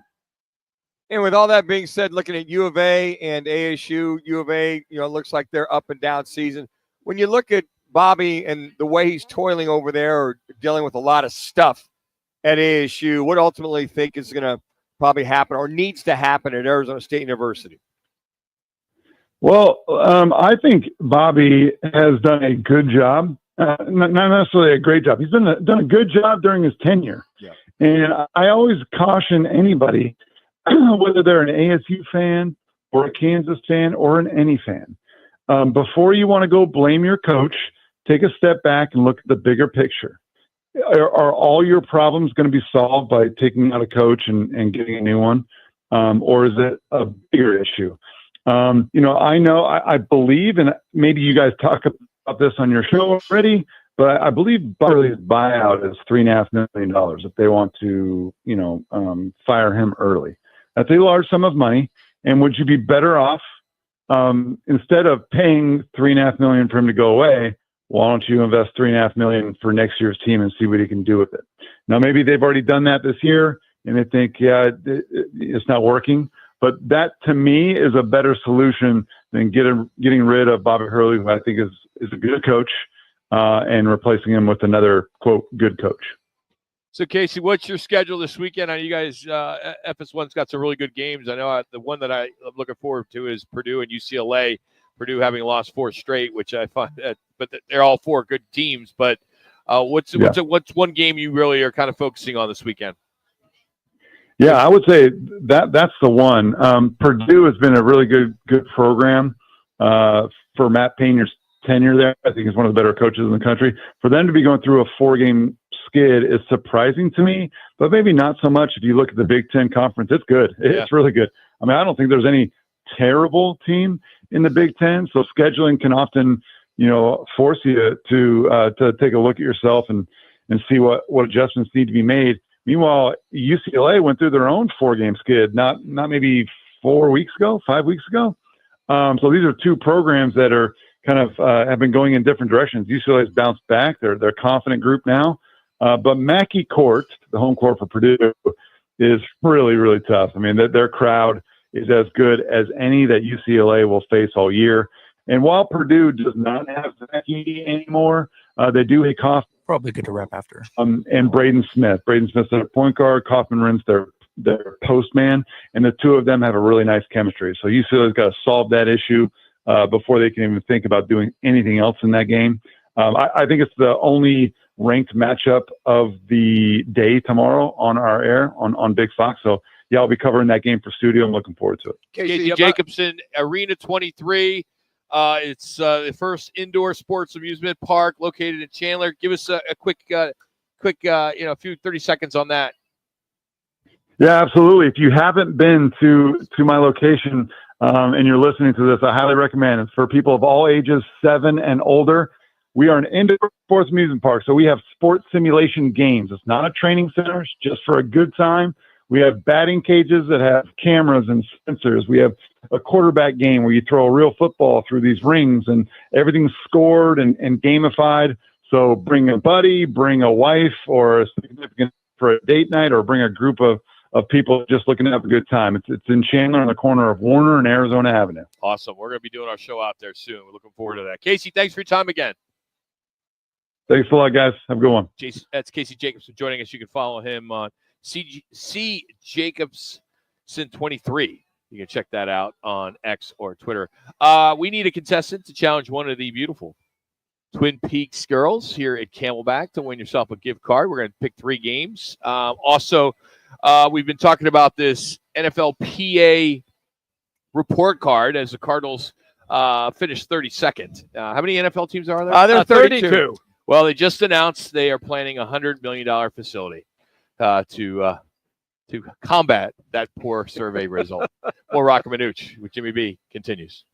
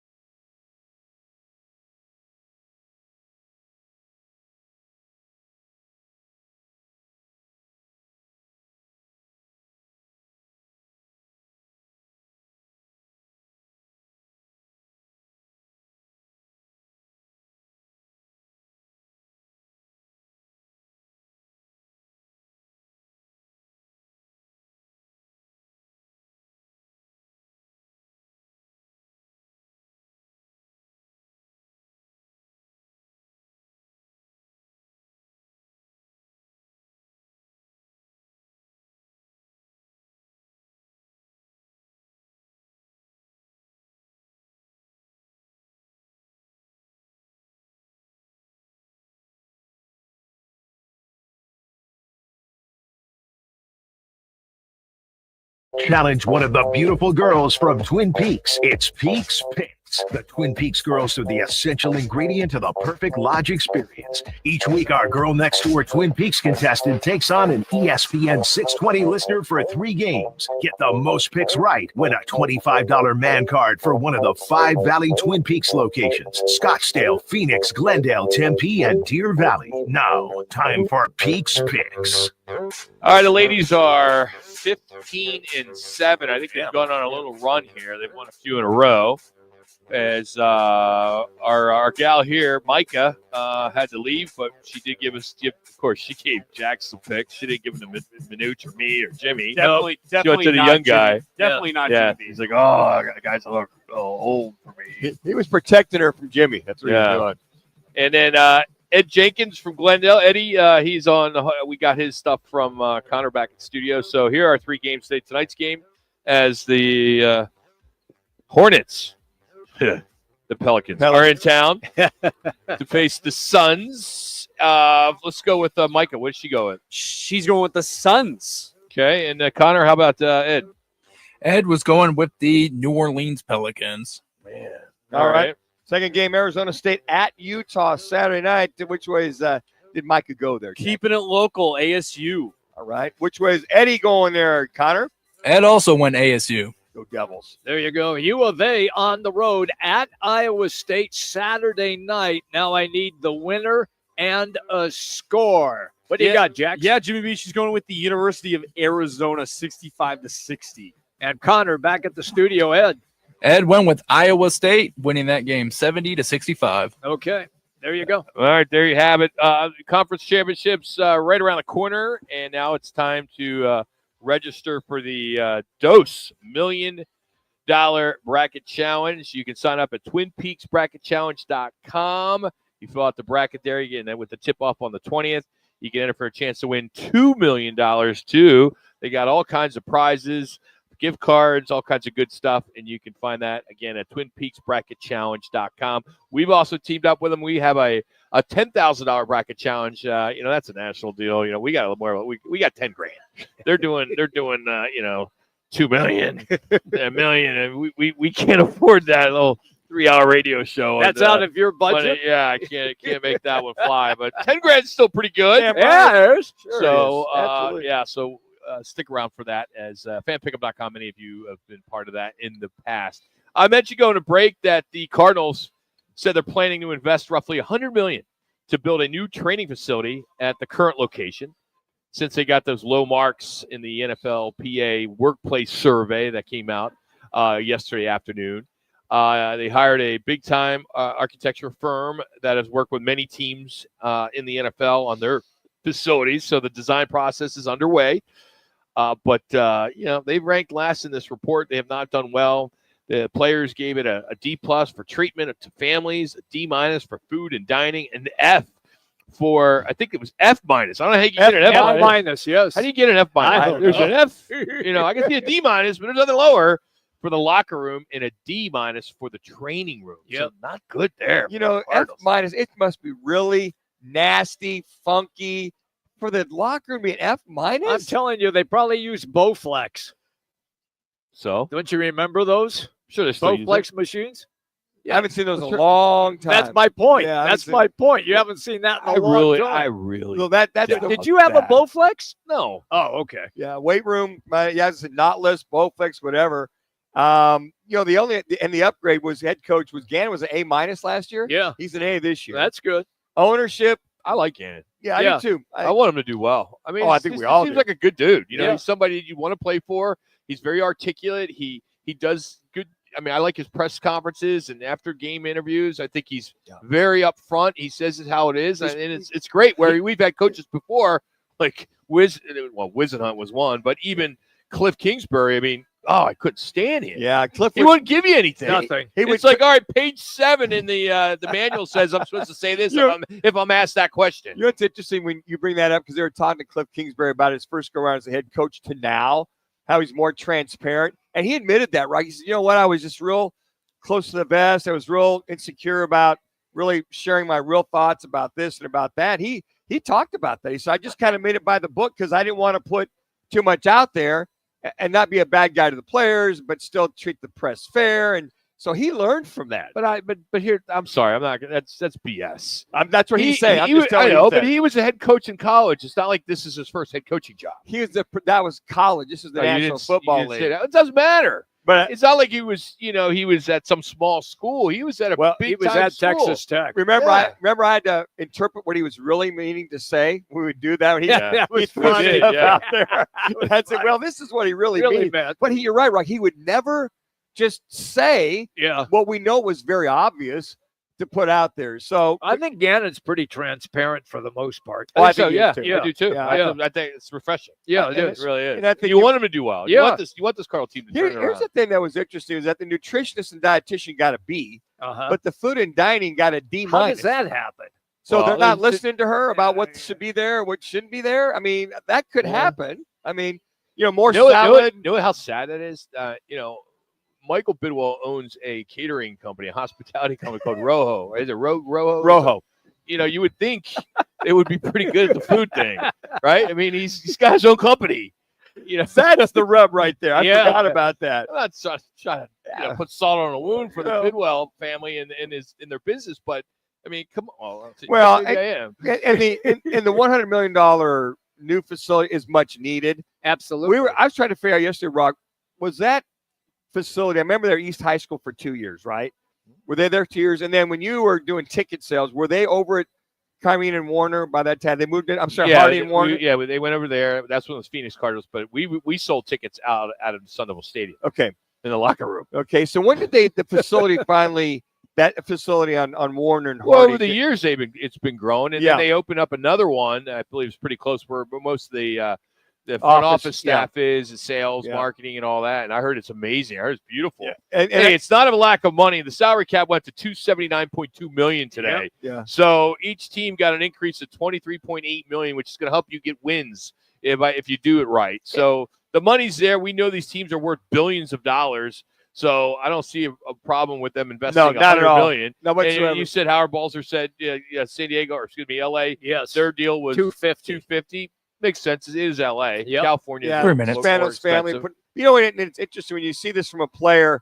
I think as long as the culture, the coaching, as long as you've got all the things you need. Now there might be a couple of things that aren't quite up to par, up to speed, which they should be. To your point, Rock, when you're making that much money, $3, $4, $5 billion a year as a team, there should never be anything lacking for a team. Because you look at a lot of the top 10 teams that were in there, and you see most of them, for the most part, have been successful. They've been in the. I disagree. Well, you're totally wrong. Well, Miami, they haven't been successful. Minnesota is second. They've been so-so. Atlanta is third. They haven't been good. Vegas is fourth. They haven't been good. LA's after that. Then Houston, Green Bay, and San Francisco, Detroit. Atlanta we missed the playoffs by one game. Okay, they missed the playoffs. Minnesota went to the playoffs. Vegas is 4. And then LA. Okay. It's done. So you're allowed to say you're right, Rock. The Chargers. 2 minutes. Chargers. Well, they went to the playoffs this year. The Rams went to the playoffs this year. Okay, we're not talking about the Rams. They're not in there. Okay, Chargers went to the playoffs this year. Jim Harbaugh, they were one of the worst last year. They were at the bottom last year, the Chargers. Harbaugh came in. How Miami doing in the playoffs this year? They didn't make the playoffs this year. Okay, how about Minnesota? How they do in the playoffs? They lost first game. Okay, but they made Atlanta, they didn't make it. Atlanta missed it by one game.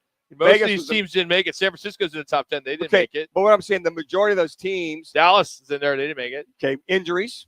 But, I'm just saying, you made a broad statement that, all these top 10 teams, they're all really good teams. A lot of them. They're not. Okay, a lot of them are close to have made the playoffs this year. They're not lacking for anything, okay?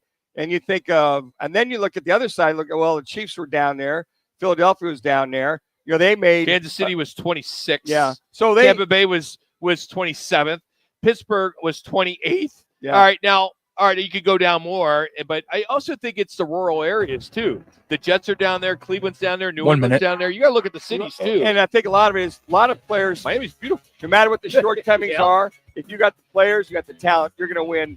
No matter whether you got good food or bad locker room or bad coaches or whatever, or bad trainers. We are out here at Twin Peaks in Phoenix on Camelback. We're always at a different one every single Thursday, so we love coming out here. We encourage you to watch all the games, hockey, basketball, get ready for the madness 30 seconds. as well, all here. Coming up in hour number 3, NFL cards beat writer from USA Today, Howard Balzer, will join us. So looking forward to catching up with him. We got some underdog picks as well. It's Roc and Manuch with Jimmy B.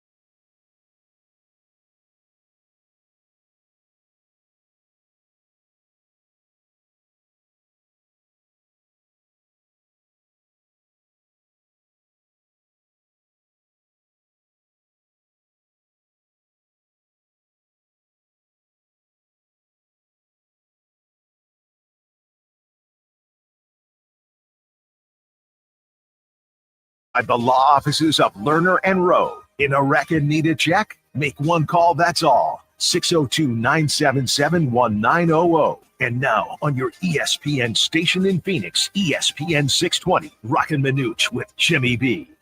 All right, 3 o'clock hour. Hope you're having a wonderful day. Just wish we could turn down the heat a little bit. It's going to be 85 today, right? Yeah. Could sit outside. Yeah, we should have done that. It's so much too hot. So much for winter. We just went from, where did we go to fall to spring? Well, we went through a little phase there where we hit all 4. Yeah, we did. And then all of a sudden it just went to summer. Yeah. I think the guy upstairs playing with us a little bit. He's like, let's screw with the people in Phoenix. But, why not? And let's just make it hot for a while. Think that the summer is already here. And then he's going to come back and he's going to give us an amazing March.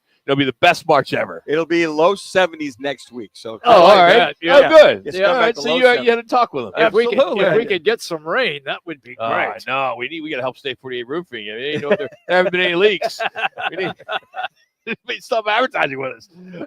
We are out here at Twin Peaks in Camelback, one of our homes every Thursday. So we appreciate you hanging out with us. We are got some golf on. We got this intramural thing in Indianapolis. It's intramurals, right? They're running around hoops and they're running. They're funny. Guys in T-shirts and shorts. There's cones and stuff like that. I feel right at home watching this. It's like the Westminster thing with the yeah, dogs, the right? All dog. the agility stuff. Yeah, going the on, right? Westminster Dog Show. What a waste of time. It's amazing. Why even have pro days anymore then? Well, a couple things that for the quarterbacks, they have their own receivers. You can have out there. They can have a little better timing. Yeah. The pro day here for these guys, by the way, the quarterbacks, receivers, running backs will be on Saturday. Who cares? I do. I watch. I know. I'm kidding. But I mean, they'll show just enough. But it's a pro day. Well, they have a script. Well, they have the receivers maybe run 15, 20, 25 routes total. This one's probably a mini me version of them as far as throwing the ball. They'll get enough throws, get a good feel. I just don't get how. I mean, obviously, this is why we do this and they do that, but how you could watch these guys in no pads and be able to kind of say, okay, we're going to grade them this. Checking the box. You got everything on tape. You saw the guy play in college. Yeah, isn't that really what That's you need? the majority of it. Yeah, I really believe it's the tape. But I think when they see them, number one with the interviews, some of the intangibles. All right, that part I get. The Yeah. interview stuff, I think that's so important. Yeah, I think. But here they are. You just saw they all got different number shirts, and they're it's like a horde of horses, and they're like, all right, you're next. Let's throw you out there. These NFL guys, they're like, okay, if you're going to be my stock or my dividend, I got to check everything, check every box. To your point, yeah. They're making an investment. They're making an investment. Yeah. And they want to make sure that what they're seeing in person and on tape. We might need to go to ESPN here, fellas.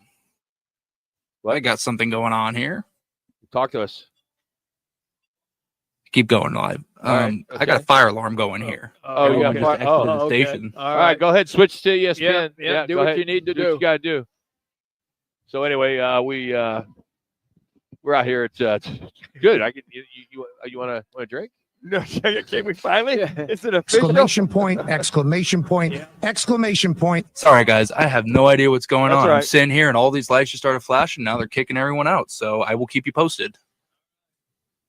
Just Google that. McAfee did that, but I don't know what it means for Kansas City, but I know what it means for Travis Kelce.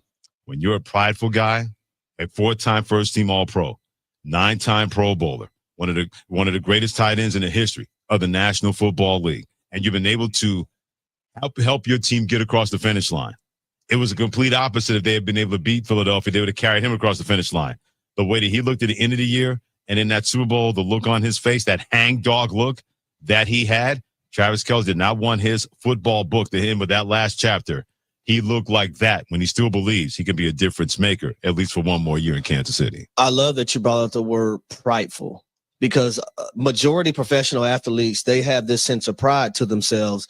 And when things aren't in the manner that they are used to seeing it in, then their pride is hit.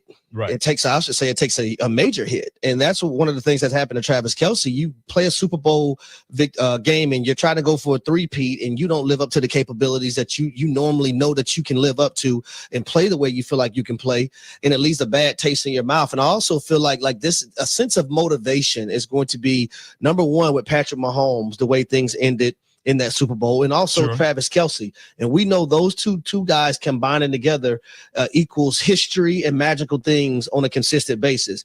Now, you're also going to get Rashee Rice back offensively. I feel like they have a lot more to be worried about on the defensive side of football, Freddie, because when I look at their free agents, Justin Reed, Derek Nottie, Wharton, Nick Bolton, and Omenihu, all of those guys are free agents for the Kansas City Chiefs. Like, you're going to have to replace a lot of guys, and it's not like you have a boatload of money to work with, because when you look at the cap standings and where Kansas City stands, they're at the bottom and they only have north of $5 million to play with. Now, you can alter contracts and make things work whatever way you want them to work, but right now they only have $5.7 million to play with and sign guys to. I trusted Kansas City, as usual, will figure that out. When it comes to Brett Veach, the general manager, Andy Reid, the head coach, and the capologists that they have, they've always been really good at restructuring, refinancing, second mortgages, whatever they have to do to make sure they have the kind of money they need to retain those key free agents. I think the most underrated one is Nick Bolton. I think that's the one guy out of their defensive free agents they can ill afford to lose because he does so many wonderful things on the defensive side of the football. So that's the one for you, defense. For me, it's going to be Justin Reed. Okay. And the reason why is because Justin Reed is the oldest guy in their secondary. Everyone else this season was either year 1, year 2, or year 3. You need that veteran presence. And I know these guys are going into, some of them are going into year 4 or whatnot. But Justin Reed, man, the ability to play in the box as a linebacker, play back deep, blitz off the edge, timely when your defensive coordinator call it, he means a lot more to that defense. And I think people actually gives him credit for. Yeah, no doubt about that. But at least they have another $20 million courtesy of the salary cap going up in the National Football League. So there's a little bit more wiggle room when it comes to finances. But Mina Kimes, ESPN NFL analyst, Harry, she's with you because she said with the Chiefs, a lot of questions about that rosters, and she said as much on NFL Live. Now the next step is figuring out the tackle position. They're sort of in the same position they were last year. You do have Kingsley Suamataia, who they drafted, tried out, benched. Do they see development from him? Do you want to bring in DJ Humphries and get some competition? But there are other positions on this team that are going to be areas of need because there are so many free agents. Now, if they do get a deal done with Trey Smith, you can bring that cap hit down a bit this year. Right. But this is still a team that does not have a lot of money and a lot of questions on defense. You bring back Justin Reed, who's become so indispensable to what they do on the back end. There's some, I think, lesser known, maybe underrated players on the defensive line like Tershawn Wharton, Derek Nottie, who we don't talk about a lot with the Chiefs. But let me tell you, if they're no longer there because they can't afford them, that absence will be felt. And, of course, Nick Bolton, too. They really don't miss on player decisions in terms of who's going to leave and who's going to stay. You know why? Because their player development is so good in Kansas City. No matter who it is, no matter what happens and how they make that happen, their player development has been tremendous, what they've been able to do. Guys that go other places, they were developed in Kansas City because they know that they trust not just their scouting department, but their coaching. That part.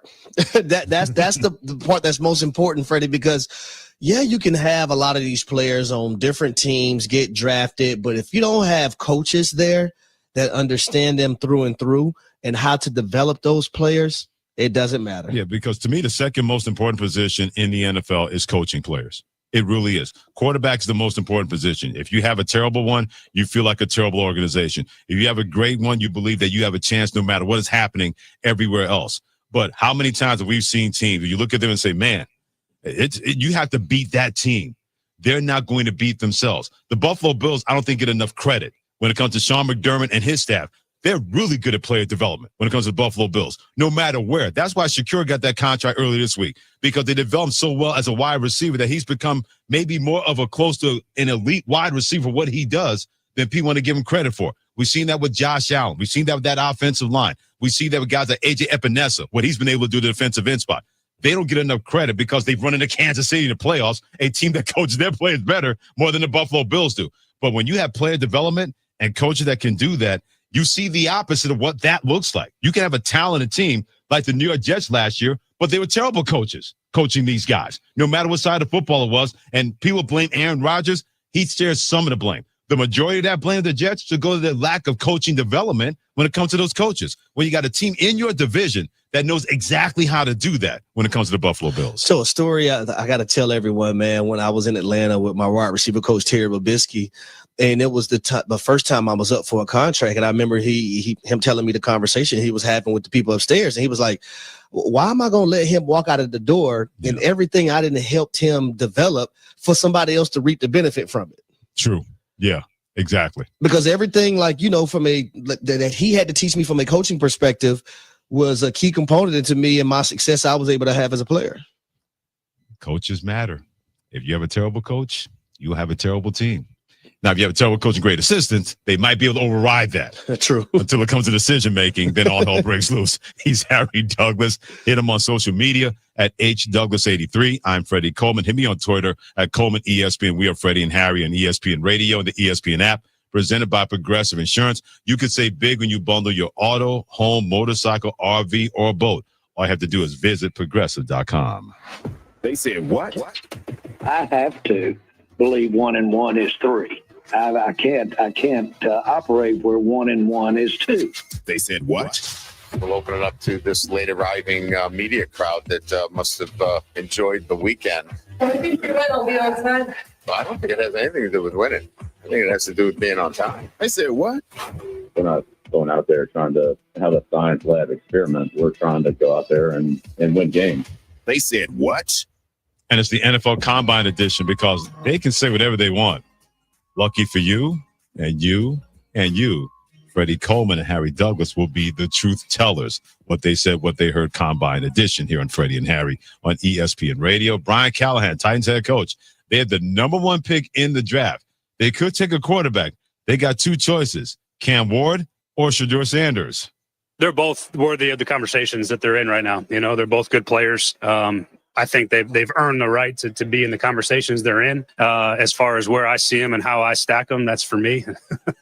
But I do think they're worthy of those conversations. There's some other good players in this class too, and I do think that one of the things that's most important is that you never make an assumption when you're in this process, and that you treat every prospect, whether you think they're the first pick or the 200 and something pick, that you go through that evaluation phase with the same intensity and thoroughness that you would, regardless of where you think they fall. Okay, Brother Douglas, that's what he said. What did you hear?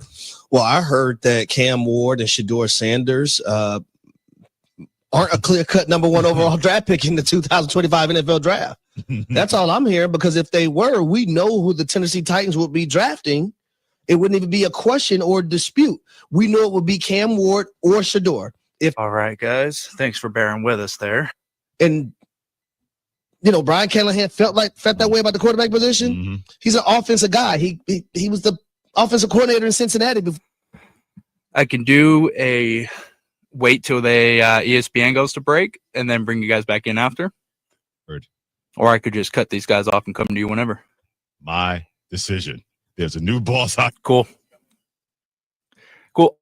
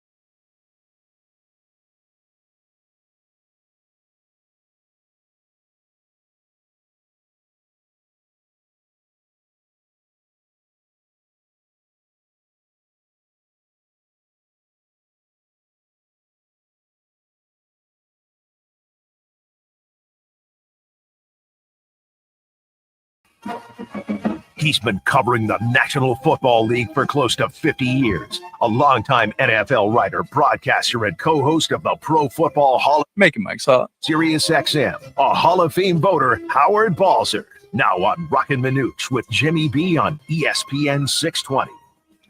Howard, do you like surveys from the NFLPA? Are you into those? I mean, do you complain about the press food at Cardinal games or anything like that?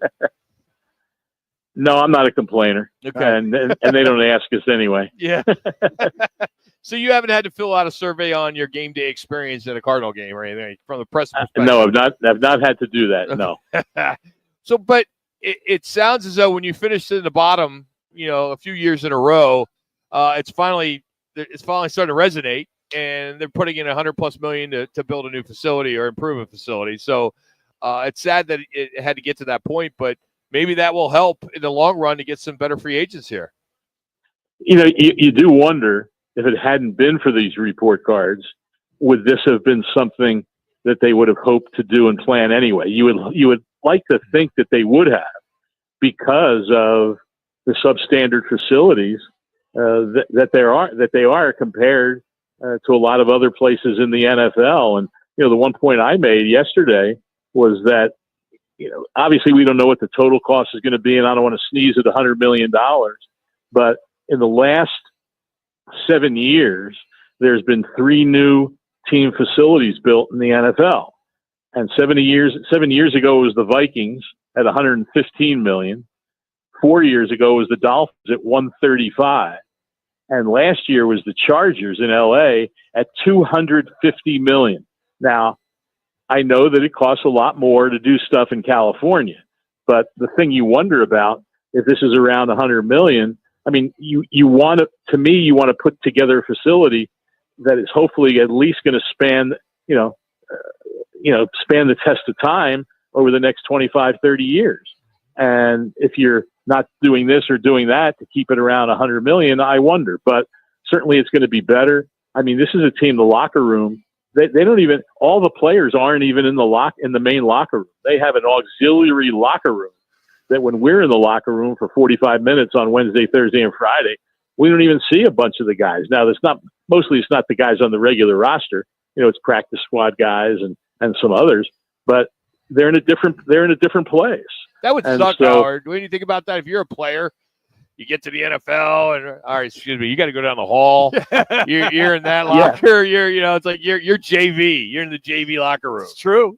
Yeah, no, exactly right. And so I think they realized that they had to do some things, and whether the report cards sped it along a little bit, who knows? But it was telling that after the report card came out yesterday, that within an hour, the team's statement came out where they said that they had told the players during last season that this was in the works. So you do wonder, well, then why not announce that?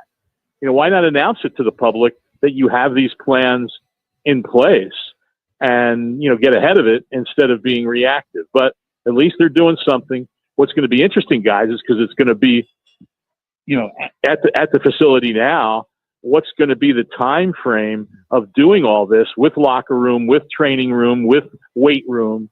I mean, I tell people, people should go to chargers.com, right? And they have pictures of their new facility that opened last year. And the weight room itself is probably as big as the bottom floor of the Cardinals locker room, weight room, second locker room, and all the other stuff. It is unbelievably big. And so I say to people, do that. So, but anyway, what's going to happen while this is all being done? How is that going to potentially interfere with the players and the locker room and all that? So that's going to be very interesting to see how they get this accomplished in the next 2 years. It's interesting because, players, their second or third contract, obviously they want to get paid, but they want to go where the culture's right, where they have a chance to win or win it all. But all that being said, all this ancillary stuff that we're looking at, it matters to them. The treatment of the families, where do they stay? How do they stay? Because these guys, it's funny, when you talk to a lot of the free agents, it all comes into play. Is the owner a winner? Will he spend the money for X, Y, Z, all the above? So when you see these surveys, this stuff does matter. And most on part of it is a lot of these teams are either contending for playoffs and or in the playoffs.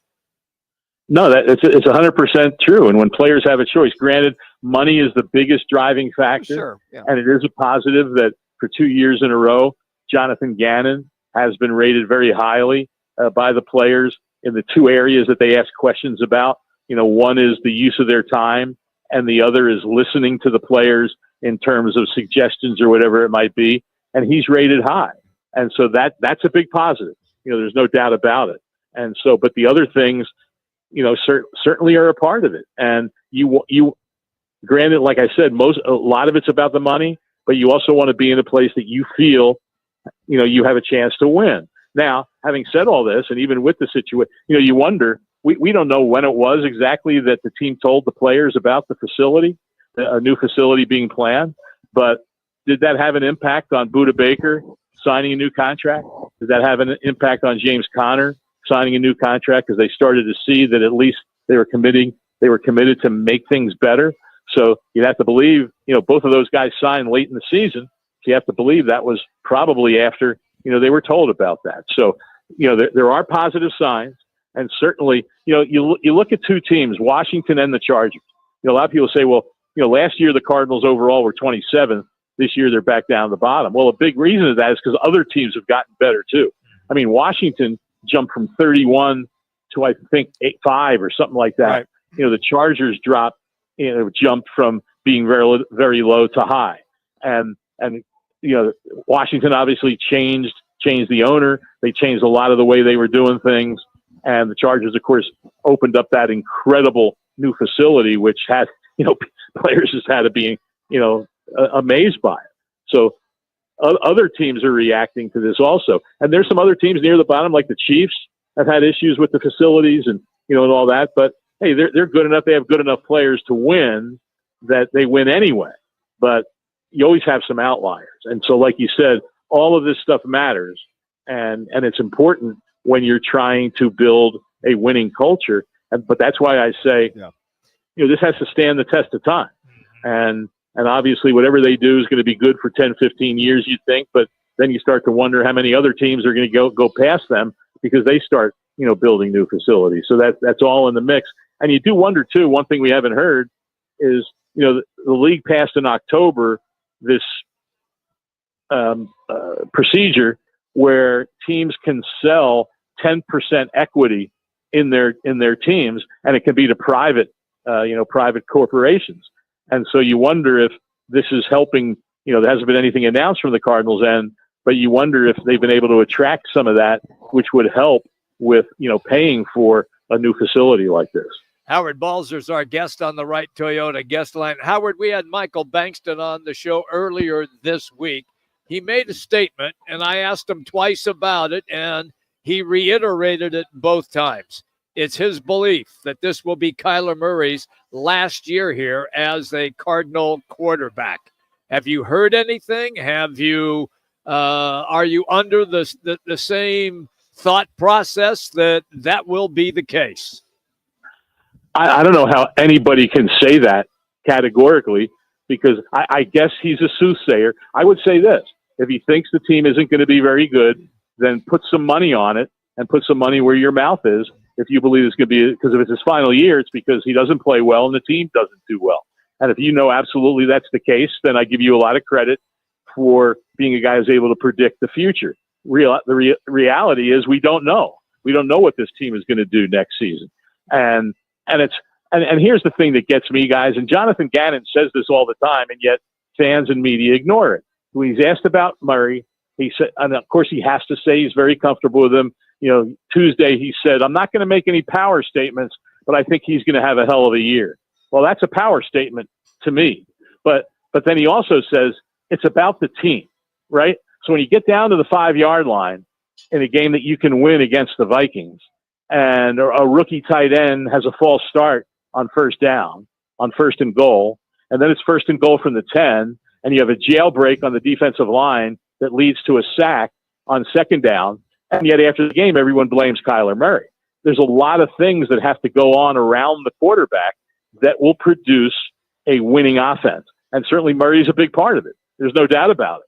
But all the other things have to be right also. I mean, heck, we saw in the Super Bowl what happens when your offensive line can't block anybody. And Patrick Mahomes looked like, he looked like a pretender at the position. And we know he's not. We know how good he is. But a lot of how good he is because all those things around him are also very good. And that's the reality of football that many times people don't want to acknowledge.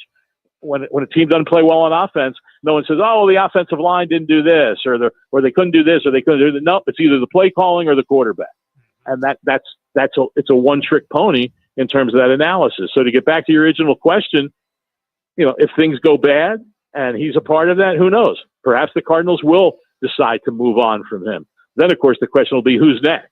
You're trying to put together a better team all around you. But who's going to be that next quarterback if it's not Kyler Murray? Well, and for anyone to think that they know that answer on February 27th is just a tad premature. Well, let me back up just a little bit. What he alluded to is that if he didn't see the progress or see the improvement out of Kyler Murray, what Michael was saying is that he said it could be a situation where he's not bad, he's not the guy, with all things considered.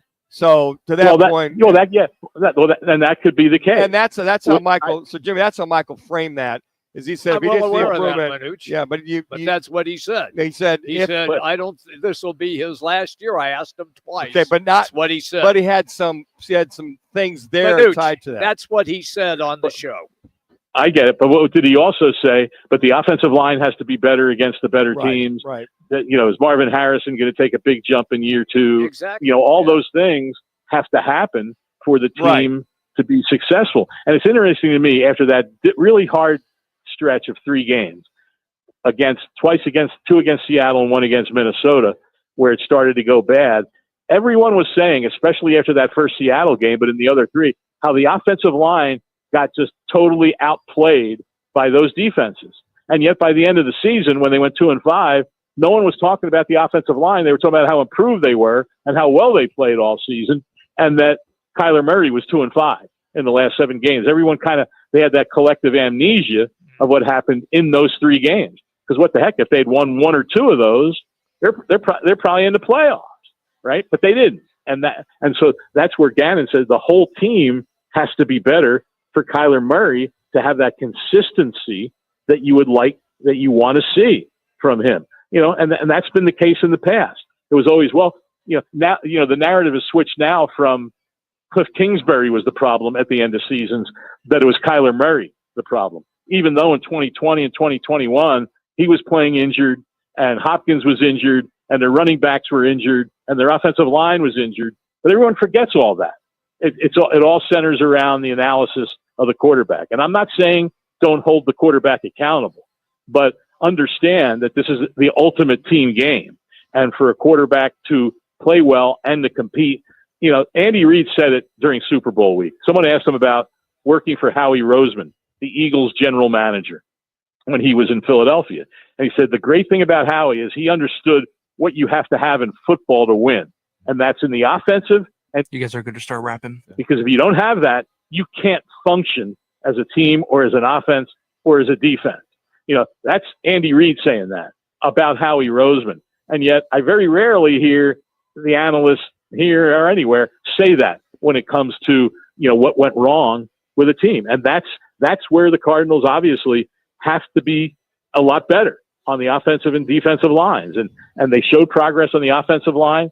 Defensive line, they were playing without 3 starters last year. We'll see what happens in the offseason. But like I said, all of those things have to come together for a team to play well. And yet sometimes I think a lot of people forget that this is a team sport, not an individual sport. Well, I got about a minute here, but to that point, the Howie Roseman's and the Chiefs with Beach, can this Cardinals team be committed to go and help him improve and make that commitment to go get those linemen via the draft and/or free agencies? That's the whole part. Is ownership. They've got to be committed and allow him to improve. Well, there's no question. No, there's no doubt about that. And I believe they will be. It doesn't mean that you spend I have a story going up at Cards Wire comparing Dante Stills to Milton Williams. Milton Williams is the new name of the year in the NFL. A guy who had 5 sacks during the season, 0.5 more than Dante Stills. Is Milton Williams, and I'm not saying Dante Stills is a Pro Bowler, but Dante Stills is a pretty good player, and you look at the numbers, and they were pretty much what Milton Williams was last year. And yet there's people saying now that Milton Williams should be paid $20 million a year. I think any team that does that is out of their mind. And so you do have to be committed to building the best roster that you can. And, you know, they committed to re-signing guys, and I think they'll make that commitment. But I also don't think they're going to spend money just to spend money so the fans can say, oh, they're committed. You have to make smart decisions, because we've seen over a long time in free agency that a lot of the decisions that are made are not smart ones. Howard, great stuff today, man. Seriously, good stuff. Appreciate your time as always, and I look forward to seeing that most recent story on Cards Wire. So thanks for the time again today. My pleasure, guys. Take care. That's Howard Balzer. Great stuff. H-Balzer 721, Sirius XM NFL Radio, and Cards Wire for USA Today. So good stuff. Love it. Yep. All right, it's brought to you today by All City Towing. Join the team at the largest towing company in the state. Of course, that's All City Towing. They're hiring dispatchers, call takers, drivers. I mean, the list goes on, and everything's up on their website at allcitytowing.com. Benefits, too, by the way, I failed to mention. 401k employer match, employer-paid life insurance, monthly fuel allowance. Jimmy, you can fill in the rest. That's allcitytowing.com, All City Towing, where your future is on the move. This is ESPN 620.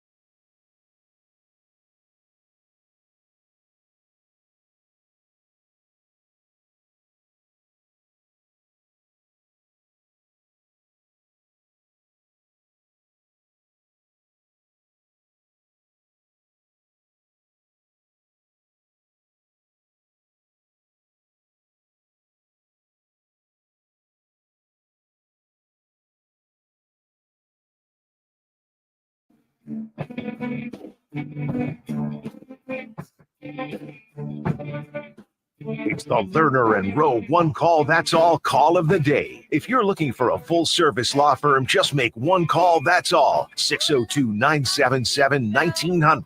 Lerner and Rowe voted Arizona's best law firm. The Brooklyn situation was a disaster, went to Phoenix.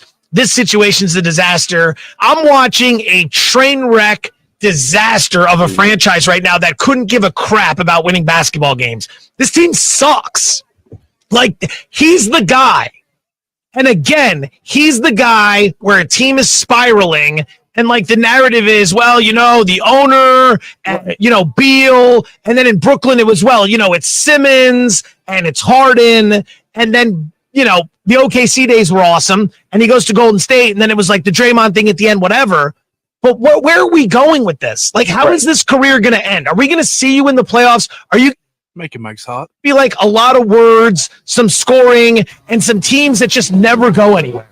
ESPN's Joe Fortenbaugh, who you can hear before us here on ESPN 620, the Carlin and Joe show, one of the co-hosts there and one of the betting guys. So he's, he's big. He's been a big contributor to gambling. So it sounds like a little of that is he hasn't been winning much, but he made some good points. He did, and he watched a lot of ESPN the last 2 days, and it's where's Durant next year? Is he going to go back to Oklahoma City or maybe New York Knickerbockers or whoever? And it sucks for your team if you like the Suns or not. Just anybody if you're a fan of whatever team, and that's what's being said about it. He's the great kryptonite for your team, unless you're with Golden State. That's the only time. Well, listen, they did make a run to the finals, got beat by Miami in the finals when he was at OKC, but then he leaves because he was pretty much guaranteed to get a ring by going to the Golden State Warriors, and he got 2, and he played terrific. And then he took his basket of basketballs and went to Brooklyn. I'm going to go hang with my boy Kyrie, and that was a total disaster. So then he comes here. Manuch, how many playoff games have they won with Durant now in a uniform? That'd be 0. Thank you. Yeah. So I get where Fortnite was going on that, and I understand Fortnite. You play Fortnite? No, I never did. Fortnite, same deal, same guy. At any rate, one's a video game. Yeah. At any rate, he made some very strong points on how things have changed dramatically for Durant since Golden State. Yeah, it's kind of a matter of fact. A lot of those pundits are saying the best thing would have been for KD to go to Golden State. The Suns would have been better off with Butler, obviously, because of what he can bring to the team defensively, playoff-wise, whatever. And then it hindered the Suns more so than Golden State. So you kind of go, wow, okay, let's go back and analyze like you did, Jimmy. That's right. He's kind of the guy. But how far do they end up going moving forward? Connor? I got to give Kevin Durant a little bit more credit. You guys said he won no games, but this is a guy who won 11 out of 15 playoff games for the Phoenix Suns. I mean, when Kevin Durant came here, it really did seem like he was kind of the needle that pushed his team over and actually gave him a real chance at a finals. Wait, you said he won 11 out of 15 games for the Suns. He didn't do that. No. He hasn't won any. He's been playing good basketball for Phoenix, especially in the playoffs. You said games. I thought you were talking about playoffs. I swear he's played better in the playoffs than what we're giving him credit for. Since he's joined in 2023, we haven't seen it. We haven't seen it. You just moved to the Valley. Kevin Durant has not done much for Phoenix. They haven't won. I mean, when you have Kevin Durant on your team, what counts? W's. And that has not taken place. And I think what resounds now is when you see a team that lost 9 out of 11, having to make that push the second half of the season, losing 3 out of the first 4 after the break, and now you're in a must-win situation with, I think, that these 2 games in New Orleans back-to-back, in Minnesota, this 4-game homestand is pretty much going to set the bar, if you will, or set the road for this team moving forward if they get to the play-in. I mean, that's just unheard of. To get to the play-in? I mean, the Suns were 0-4 last year when they made the playoffs, right? Yes. So 2 years ago. 2 years ago. Yeah. 0-4. 0-4. 2 years ago, they played 11 games in 2022. To Connor's point, they played 11 playoff games with Durant. And how'd they do? I mean, they didn't do well. That's the point. Well, look with what was expected of this team this year, it was get at least to the Western Conference Finals. That was what everybody that has talked about before the regular season began. It hasn't happened. There's something wrong with this team. There's a disconnect somewhere.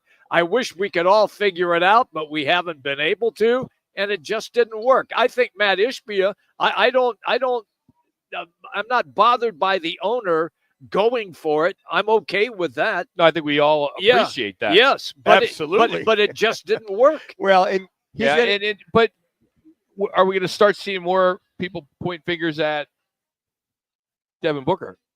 Well, I was upset that Booker had 6 fouls yesterday. That he fouled out. Yeah, I'm like, you can't foul out. You're trying to make it to the play-in. I mean, how many? You guys really think this team's going to make it to the play? No, but Rock, if they got a chance, if you're the so-called leader, you can't be fouling out of a game. Well, you got to give him credit for playing aggressive. Yeah, I mean, he's out there playing. But you got 5 fouls. You got to back off. Well, just not do anything. He's playing basketball. Here's the thing: you look at the closers of the great closers. Kobe never fouled out when it came down to crunch time. Michael never fouled out. I can go on and on and on. If you're going to be that guy, that 3 closer minutes for your team, and you got KD or whatever that's going to take the ball and go make things happen. Look at what Fox did the other night against San Antonio against him. He had the ball last 3 minutes. Every time Fox, he went down. He won that game for San Antonio. So you look at some of the other teams, who's got the ball?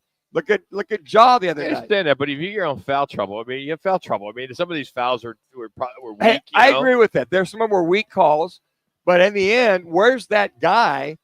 And KD's been the guy most of the time. He's been playing well in regular season.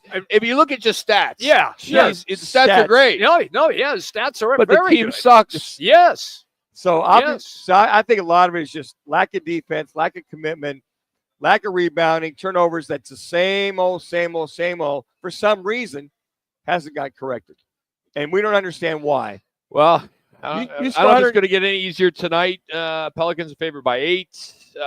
Game time 7:00. You can hear it next door on Arizona Sports 98.7. We also got UTR Plus and Fox 10 Extra. That's also at 7:00. So that is what's on tap, brought to you by the Roc and Manuch Chamber by Dos Equis. I look for that to be a close game just because we don't know the status yet as far as is Grand Canyon going to have all their dudes. And also UT Arlington generally plays Grand Canyon tough. I think the Lopes win the game. Minute and a half. But I have a feeling it's going to be a close ball game. Hey, looking at the State 48 Roofing, it's your call question of the day for a free quote, repair, or installation. Head to state48roofing.com and follow them on social media by searching hashtag #SexyRoofStatus. Is this 4-game homestand for the Suns a must-win at all costs in order for them to make the playing games? Let's go to @Roc and Manuch on Twitter. Yes, gives them momentum, or no, a lot of games to be played.